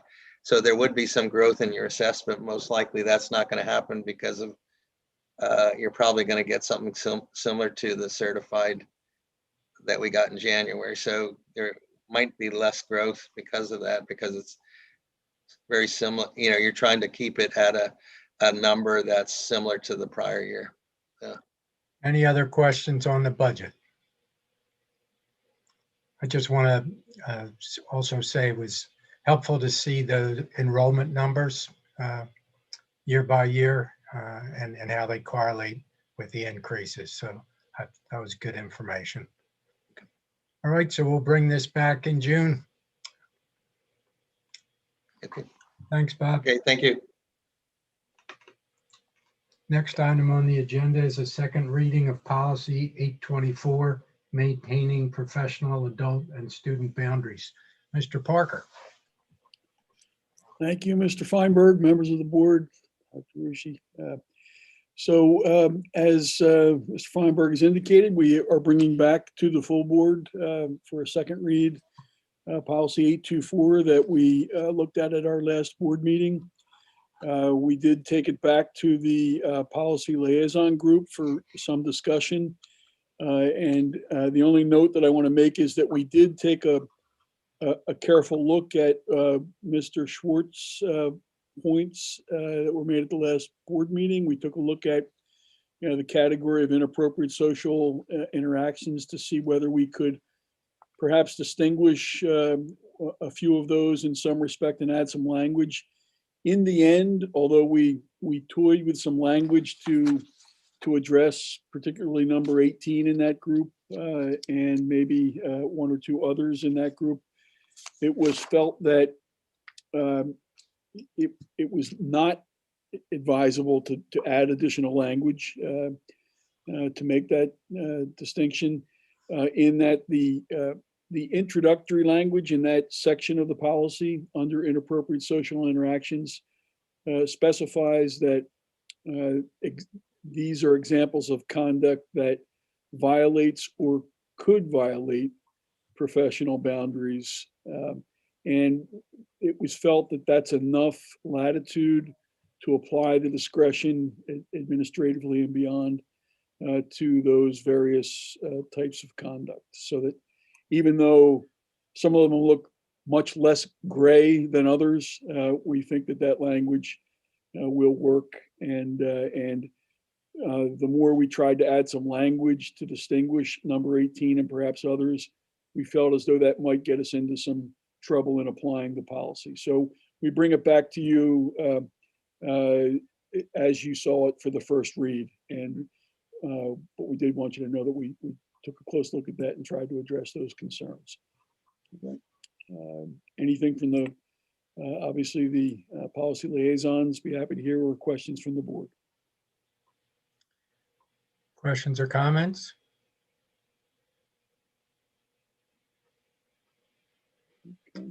Okay, hearing Thank you. none. So we will bring this back to you for adoption at a future meeting, the next meeting, we hope. All right. Thank you. Thank you. Next agenda item, I think for the first time in a while, we have liaison reports from all four groups. Any volunteers to kick it off? Antoinette? Yeah, just because Mr. Parker gave the majority of the summary already, but the policy liaisons met on Monday, and we continued to discuss policy 824 based off of what the suggestions that we had received at the last board meeting. And as you just heard, we ultimately, after a lot of going back and forth, just decided to keep it as it is. And because of the preamble in that section, and we felt that it was cohesive enough to cover all of the below items. We are also continuing to discuss policy 006 meetings, and we're discussing it in a couple different ways to codify the liaison structure that we have right now, and also to discuss future meetings in person and what that's going to look like. These discussions are ongoing, so we don't have any, as you can see from the agenda, we don't have any revisions right now, but we are just sort of in the very beginning phase of revising that specific category. Okay, thank you. Who'd like to go next? Bridget? Hi, the finance liaisons met on April 13th, and from the board, those liaisons are Mr. Feinberg, Dr. Crispin, Mr. Fleischer, and myself. For a portion of the meeting, we met with legal counsel to talk about a request that the board had received about a new tax credit against real estate taxes that would benefit firefighters and EMS volunteers. There's been a recent amendment to a state law that would permit school districts, among other municipalities, to grant tax credits up to 100% of real estate taxes. The liaisons and with our council talked about various questions and concerns that we had about how this would apply to us and what the potential impacts on the district would be, and ultimately decided that we did not recommend pursuing this tax credit at this time. We also talked about the budget update that Mr. Riegel just went through and got a preview and had opportunity to ask questions about some of the further budget tightening. One additional note, I don't think that was said in the earlier presentation, is that the budget for the next school year does not include any federal COVID relief grant sources that the district may get, nor does it include the expenditures on which we would apply those funds. So we may be hearing about additions to the budget that come in from such funding sources when they're approved. We also had an opportunity to look at 3-year budget projections that Mr. Riegel had prepared. Those were done for the district's own planning, but also were useful in the presentation to Moody's for the bond rating that was improved and helped prompt the upgrade that we received there. That future outlook assumed 2.8% annual tax increases, and the forecast showed that the district's financial condition would continue to improve. There are key variables for the district to monitor and to watch as those budget periods come closer, which would be on future debt issuance costs, contract negotiations, and special ed services are some of the key variables. And we also got a report on the forecast for the end of this current fiscal year or school year that it's looking like, because of some cost items coming in under budget and increase in revenue from transfer taxes, that we will have a surplus at the end of this fiscal year, currently budgeted at about $2 million. Thank you, Bridget. Facilities. All right, thank you very much. Well, this is a very apropos discussion on Earth Week, and based on what many of our students and many of our citizens had comments this evening. We had a great presentation last Thursday from the Clean Energy Cooperative. They are a group of investors who do what's called socially responsible investing. And essentially, they are a cooperative that helps to invest in solar panels for local nonprofit and community organizations. They pay for upfront installation of solar panels and are paid back over a 15 to 25 year period. Essentially, instead of, the district in this case would pay a standard rate similar to what we pay currently for energy. And over time, that would pay off the solar panels. There is a buyout option at some point where you could purchase the panels outright and then realize the energy savings once those panels, once the investment is paid off. It's a very interesting kind of idea. We're talking about Linwood in particular because the roof there is new, and therefore it will last 15 to 25 years needed to recoup the investment, hopefully get some more savings afterwards. In addition, I believe one of our students mentioned that they would like to, that this would be a good learning opportunity for students attending Linwood. And one of the interesting things that can be done with these panels is to actually monitor them and have a kiosk or a tablet or laptop or something that actually can display how much energy is being generated by a solar roof on Linwood. So it's a very neat idea. It's a thing that's near and dear to my heart. I used to be on the EAC. So it's one thing that I really do want to pursue. And I think that we're pursuing this in a very economically responsible fashion. The CEC looked at the roof space on Linwood, did some initial calculations. There are several large spaces that would be suitable for the roof to install panels. If every last square inch was used, which is not going to happen probably, I could generate up to 250,000 kilowatt hours per year. Now that will come down some, but the current Linwood building requires 350,000 kilowatt hours per year. The new one will have much less energy needs. However, even if the roof generates more than what we need, because we have different facilities within 2 miles of one another, PECO has sort of, I guess you call it a energy transfer, if you will. Let's say that the new school requires 100,000 kilowatt kilowatt hours per year. The roof generates 200. The additional 100,000 would not be lost. Actually, would be used for other schools. Just for example, the Manoa School requires 47,000. The middle school requires 3.1 million. So even if this, if we do install a roof and it generates more power than is needed, we would realize all of those savings. The power would go right back into the grid. So it's a very, very neat idea. Like I said, we would end up saving some money, hopefully, in the long run. There's some questions. Some were raised by Mr. Riegel, just to see if, a 20 to 25 year period with PICO rates at their current fairly low numbers, if we could actually reach the investment and pay those off. We have to go through some numbers. Ms. Baxter of CEC, I believe, is going to be working on developing some of those numbers. JR also mentioned, or we asked JR to talk to other districts who have panels to figure out their maintenance needs, if there were any other issues that we're not thinking about. Now, as long as CEC owns the panels, they would be responsible for all maintenance. If we were to buy them out at some point, we would then take over maintenance.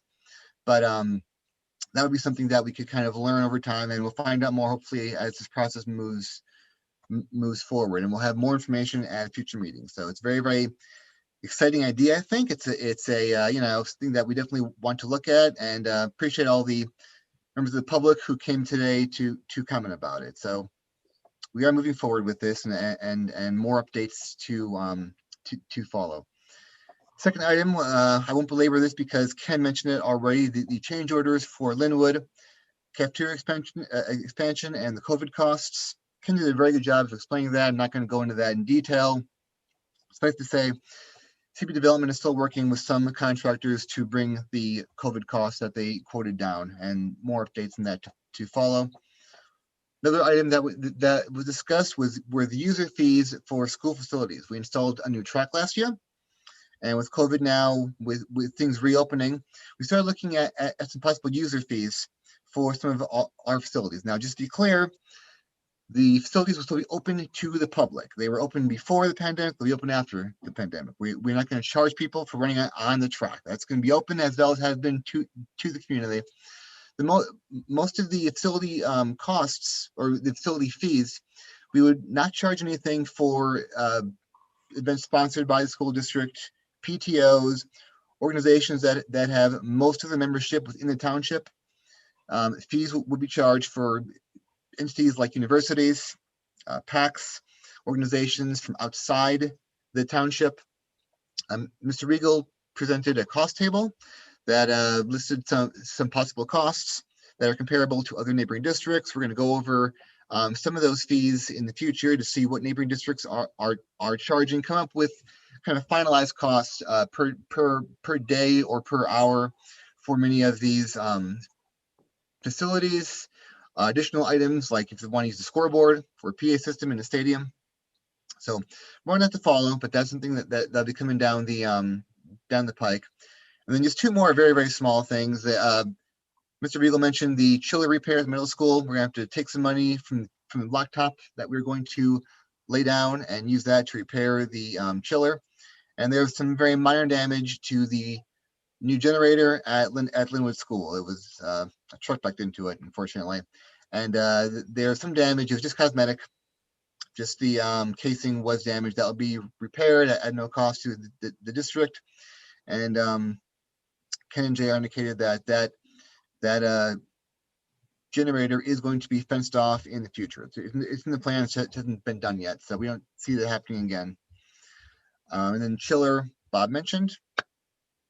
And with that, that's it. It was a long report, and I apologize, but a lot of good stuff going on in the facilities. Just want to mention, thanks, Dave, that, the facility use fees nothing's been finalized there yet. Nothing been finalized. No. That's just, we're just looking at some options, at some of the entities who we may charge, and we've grouped them. Bob did a good job. We grouped them in different categories based on their relationship to the township and to the community. And we'll look at that in some more detail. So it's sort of a preliminary. Bob, you can correct me if I'm wrong. You can yell at me, but I believe this was sort of a first blush. Right. Okay. Thank you. And last up is curriculum. Great, thanks. All right, so on Monday, we had our curriculum liaison meeting.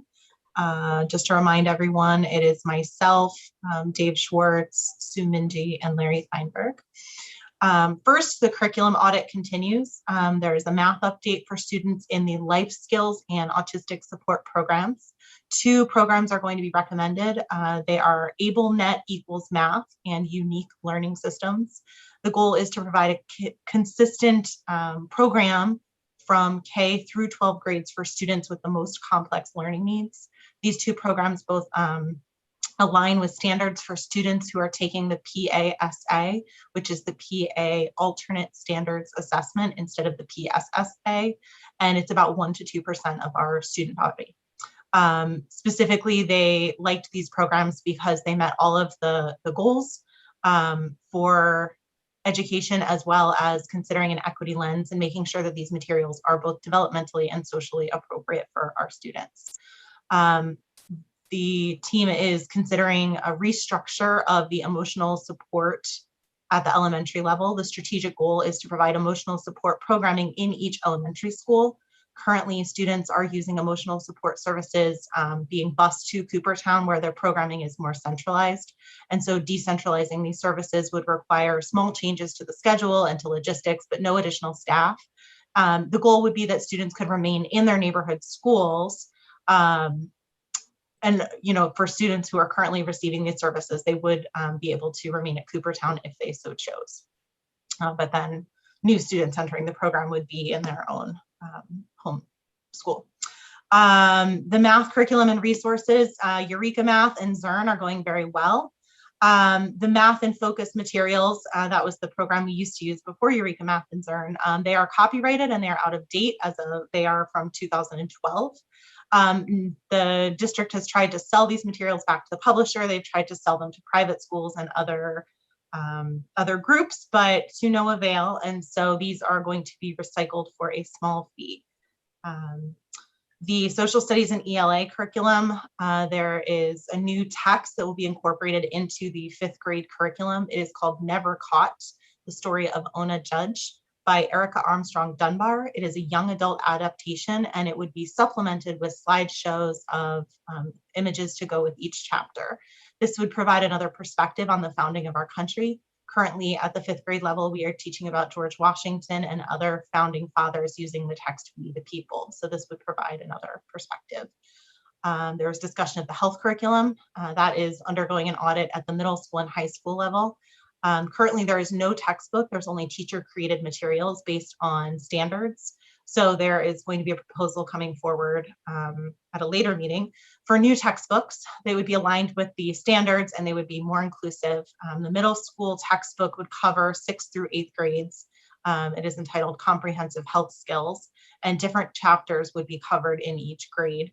The high school textbook was sort of similar, but at a high school level, and that would cover 10th grade health. The approximate cost, and again, this is not for tonight, this is for a later meeting, would be about $17,000 for all of the books we would need. And that would provide us both hard copy and online access. Summer school, typically 40 to 60 students are signed up. It is a virtual sign up this year. Sign up is usually at the suggestion of the teacher or teachers. It will be open to any student in the district who is interested in signing up. Summer school will be in person using online resources. And extended school year is also happening for those that qualify, but it might look different due to COVID and the need for compensatory services for students in autistic support and life skills programs. Post-pandemic planning, it was so exciting to hear about post-pandemic planning. Ongoing dialogue with teachers and administrators, considering what to keep and what to revert back to. One change that was discussed was with respect to math and ELA leveling. The teachers like having more heterogeneous groups of students, and they think that it will allow the inclusion of more students in their courses. But that is going to be an ongoing dialogue, and I'm sure we'll hear more about it at a later meeting as well. And then finally, strategic planning is also ongoing. Again, it was nice to hear about the future. Planning groups have been meeting again, which is great. They're getting back on track, which is also great. And we can expect an update from each group in June or July with specific action steps proposed to work towards our strategic plan goals. Thank you. Thanks, Laura. Next up, Kristen, a report on the parent equity team. Yep, thanks, Larry. So the Parent Guardian Equity Team met for its final meeting of the 2020-2021 school year on Thursday, April 15th. The team's 3 subcommittees met to share their work in the areas of family, school, and community, and to discuss possible next steps for the group's work. I want to thank all of the parents who shared their valuable time, expertise, and desire to support tangible opportunities for increased equity within our district and in our community. That's it. Thanks, Kristen. Next item on the agenda, budget transfers. I'll accept a motion to approve budget transfers in the amount of $21,479.58. Moved. Second. Moved in second. Any discussion? Roll call vote, please, Mr. Riegel. Okay, Dr. Crispin, Yes. Mr. Fleischer, Yes. Ms. Larson, Yes. Ms. Mingy, Yes. Mr. Cinto, Yes. Mr. Schwartz, Yes. Ms. Snodgrass, Yes. Ms. Wiedemann, Yes. Mr. Feinberg. Yes, 9 voting yes. I know. Thank you. Thank you, Mr. Riegel. Next item on the agenda is the bill list. I'll accept a motion to approve disbursements from the funds as listed. Larson moved. For second. Moved in second. Any discussion? All in favor? Aye. Aye. Any opposed? Motion carries. Thank you. I'll accept a motion to adopt the proposed final budget for the fiscal year 2021-2022 totaling $135,412,952. This amount includes $800,000 in budgetary reserve. The proposed millage rate is 17.1812, an increase of 0.4354 mils or 2.6% over the 2020-21 millage rate of 16.7458. Snodgrass moved. Second. Moved in second. Any discussion? All in favor? Aye. Any opposed? Motion carries. Bob, good job. Thank you for your work on that budget. Next, I'll accept the motion to approve the budget and adopt resolution number 03-20-1A for the Delaware County Community College for the 2021-2022 fiscal year in the amount of $90,378. Whoops. $90 million. That's the whole, that's countywide, yes. $90,378,107. Haverford share is $1,369,536. Crispin moved. Second. Moved in second. Any discussion? Larry, I'll just say a quick word about the work the liaisons around the county do for the Delaware County Community College. This has been an unusual year, and it certainly has also been an unusual experience as a liaison. We've had some Zoom meetings and some have been canceled, and these are for the sponsoring school districts. Not every school district in Delaware County is a participating sponsor. We are one. In return, we get a lower rate per tuition credit. We get extra services provided to us in the form of dual enrollment for our high school students.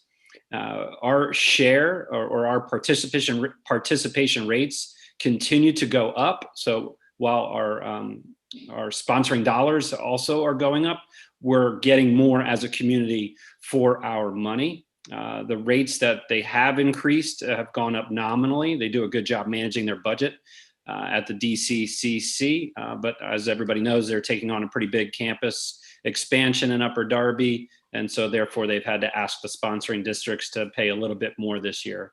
I don't know the exact number, maybe Bob does. I believe the materials, which are usually funneled through the liaisons this year, went directly to business officers and superintendents. Not off the top of my head, but it has gone up a little bit. Not the normal 2.8% or what that we normally see. Any other questions or comments on this one? All in favor? Aye. Aye. Any opposed? Motion carries. I'll accept the motion to accept the recommendation of the project architect, KCBA and Associates, Inc., and owner's representative, CB Development Services, Inc., and authorize change orders totaling $357,295.86 as listed. Second. Moved in second. Any discussion? All in favor? Aye. Aye. Any opposed? Motion carries. I'll accept a motion to approve the nominations and corresponding resolution for the individuals listed to serve as board members to the Delaware County Intermediate Unit number 25 for a 3-year term beginning July 1st, 2021 and ending June 30th, 2024. Moved. Weston second. Moved in second. Any discussion? This is a roll call. Okay. Okay. Dr. Crispin, Yes. Mr. Fleischer, Yes. Ms. Larson, Yes. Ms. Mingy, Yes. Mr. Cinto, Yes. Mr. Schwartz, Yes. Ms. Snodgrass, Yes. Ms. Wiedemann, Yes. Mr. Feinberg. Yes. 9 voting yes. Thank you. I'll accept the motion to accept the recommendation of the owner's representative, CB Development Services, Inc., and approve the additional services with KCBA Architects for an amount not to exceed $25,000. Schwartz moved. Second. Moved in second. Any discussion? Probably should just be noted for the public that this is related to exterior work done around the high school that will be incorporated as we're doing the other phase 1 and phase 2 improvement projects. Thanks, Bridget. Did we vote?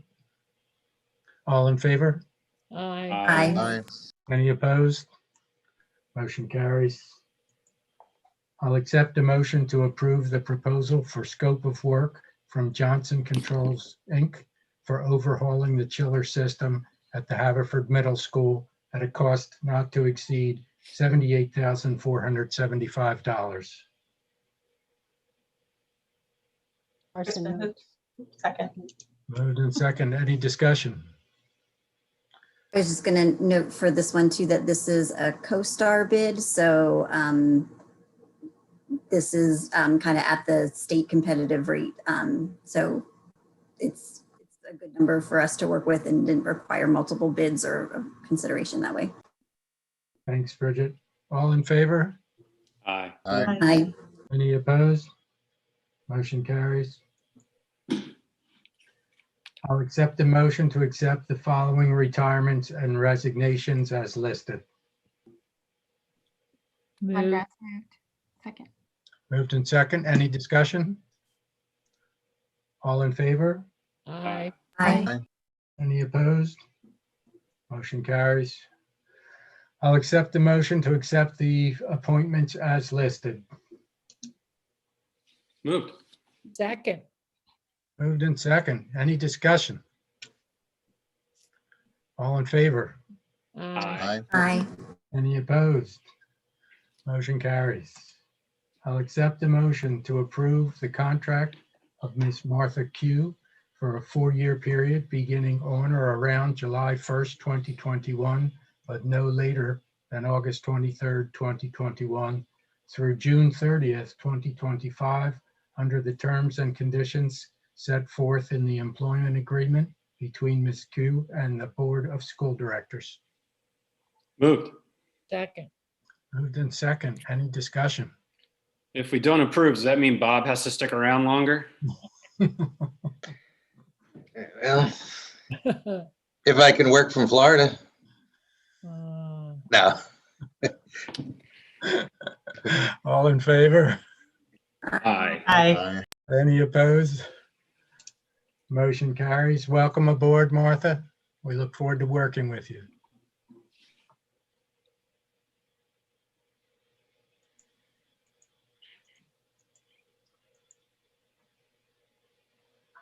The board met in executive session prior to the board meeting to discuss personnel matters. Larry, there was a excursion in item 9.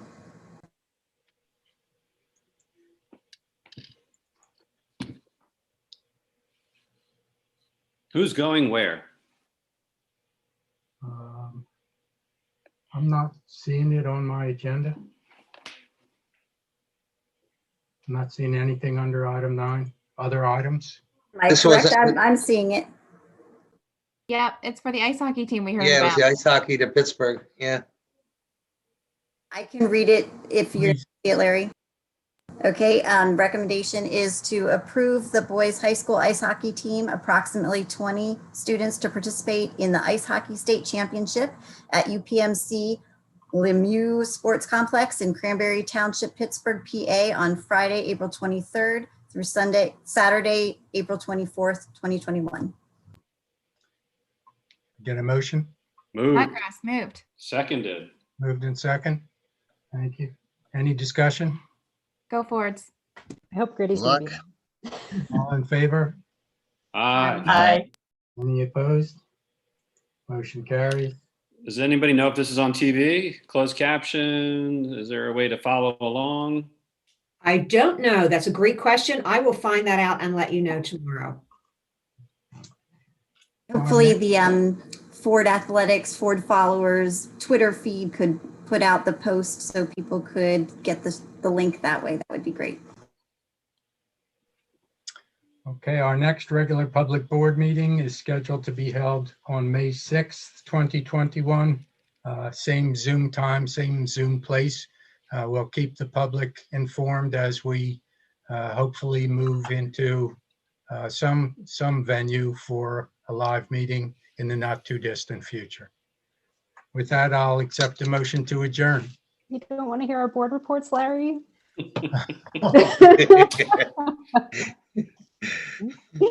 Go ahead, Kristen. I'm not going first, but Alphabetical order. Antoinette. I just want to say really quickly, thank you, Dr. Rushi and everyone who was involved with the student vaccination clinic that's happening this weekend. I really appreciate the entire community. Thanks you. And thanks all of the students who signed up to get vaccinated. I want everyone who knows someone who's vaccine hesitant to go to them and to give them the facts, and hopefully we get our entire community vaccinated, and that next week we don't have an average of 200 cases per day in Delaware County. So thank you to everyone who's gotten vaccinated, and thank you to everyone who will, and everyone who is facilitating it. Thanks, Antoinette. Ari. Thank you to all the community members who spoke tonight, especially the young ones from Linwood and the middle and the high school. It's wonderful to see the work that happens in our schools at our board meetings at such a high level. And as I said earlier, I think we're in trouble as board members. There are some really wonderful presenters and speakers here who know how to eloquently compel us with their arguments to do more for them and this community. Thanks, Ari. Dave. Thank you very much. First of all, I just wanted to thank you for your comments earlier about Andy Lewis and thoughts with his family to his very untimely passing. I worked with him for precious little time, but I had spoken to him on a couple of occasions, and he was a good public servant. I just wanted to mention one of the members of the public mentioned the Derek Chauvin trial that concluded this week. Obviously, I think we all probably saw it. Obviously, and it was a very small measure of accountability. I won't go as far as call it justice, but it certainly was some accountability. small step, but a step in the right direction. One thing I didn't expect actually was the backlash that a lot of us have heard about that. Some of the criticism and some of the rehashing of the violence that took place this summer. I saw a very interesting stat though that I wanted to share. The protests this summer, 96, 97% of them, depending on which numbers you read, of the marches, including the one that was held here in Haverford, were peaceful. You don't see that, mostly you saw, some of the rioting, some of the violence and so forth, but most of these were completely peaceful. And I just wish people would stop focusing on the chaos caused by racial injustice and focus more on obtaining justice. And that just leads me right back to why our racist program, anti-racist policy in Haverford is so important. And I just want to thank the district for continuing to support those efforts, and the board also, who is very much in support of those efforts as well. We have a long way to go. You can't get there fast, but we're taking at least the smallest of steps. So take a deep breath and then work goes on. Thanks, Dave. Kristen?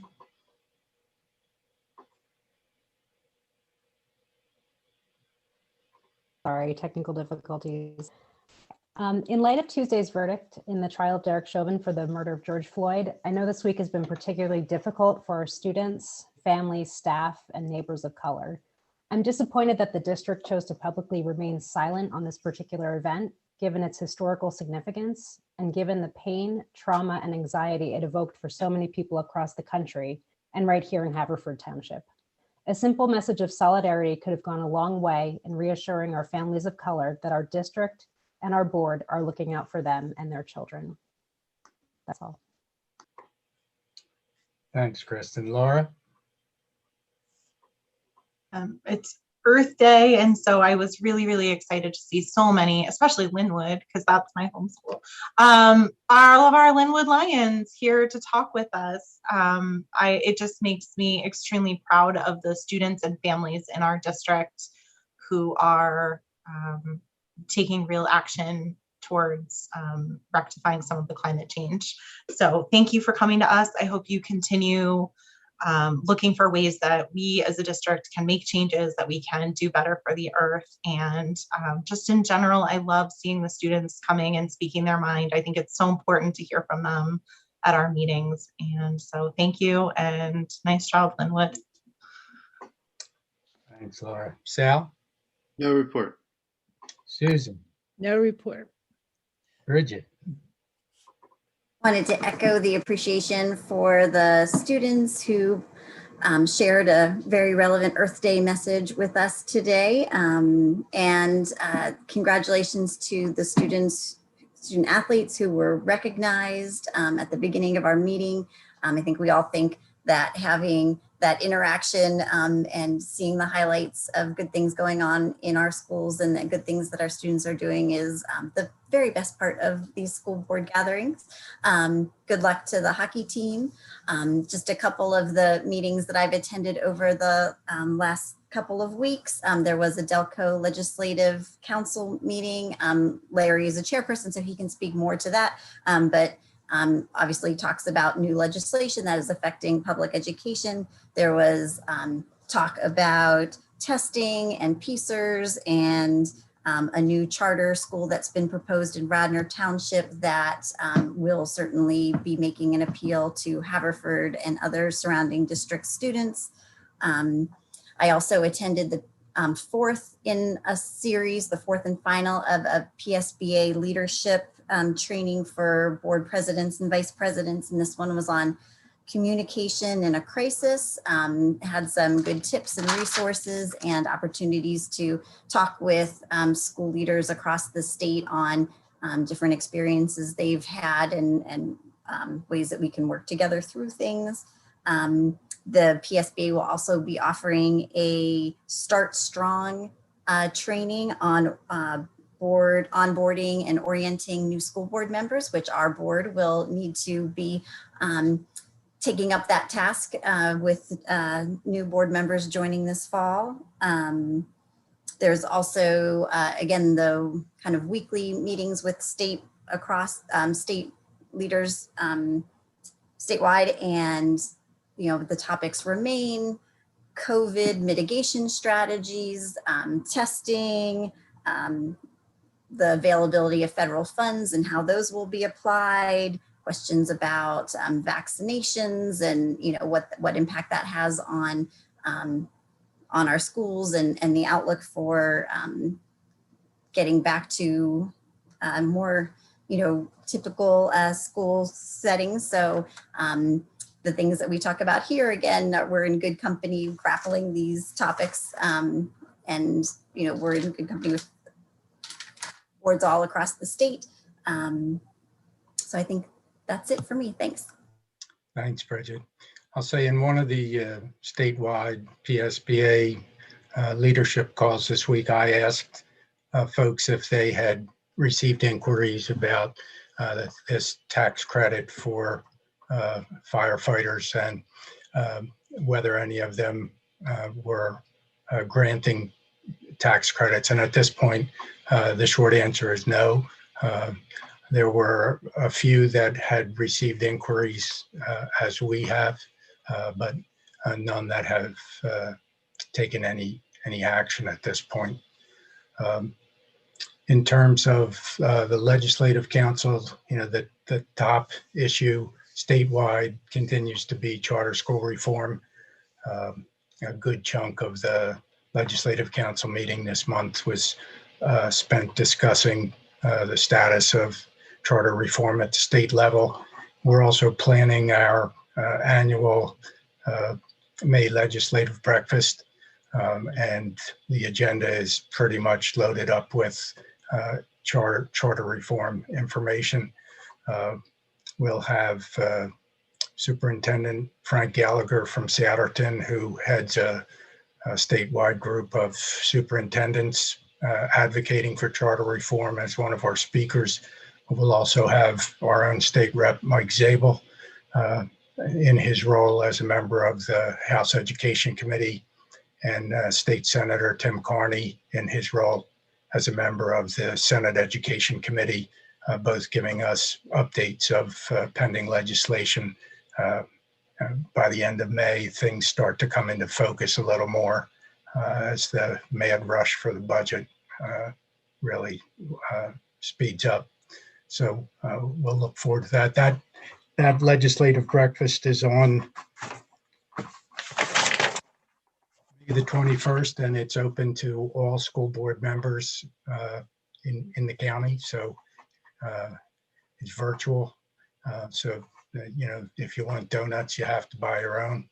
But it's we've typically had 70 or 80 people in the room when it's in person, and it's a good opportunity to really get a county-wide perspective on things. So I apologize for almost missing your board reports on my agenda here. At this point, I'll just repeat that the next regular public board meeting will be a Zoom meeting on May 6, 2021. And with that, I'll accept a motion to adjourn. Moved. Thanks, everybody. Good night. Have a good evening. Good night.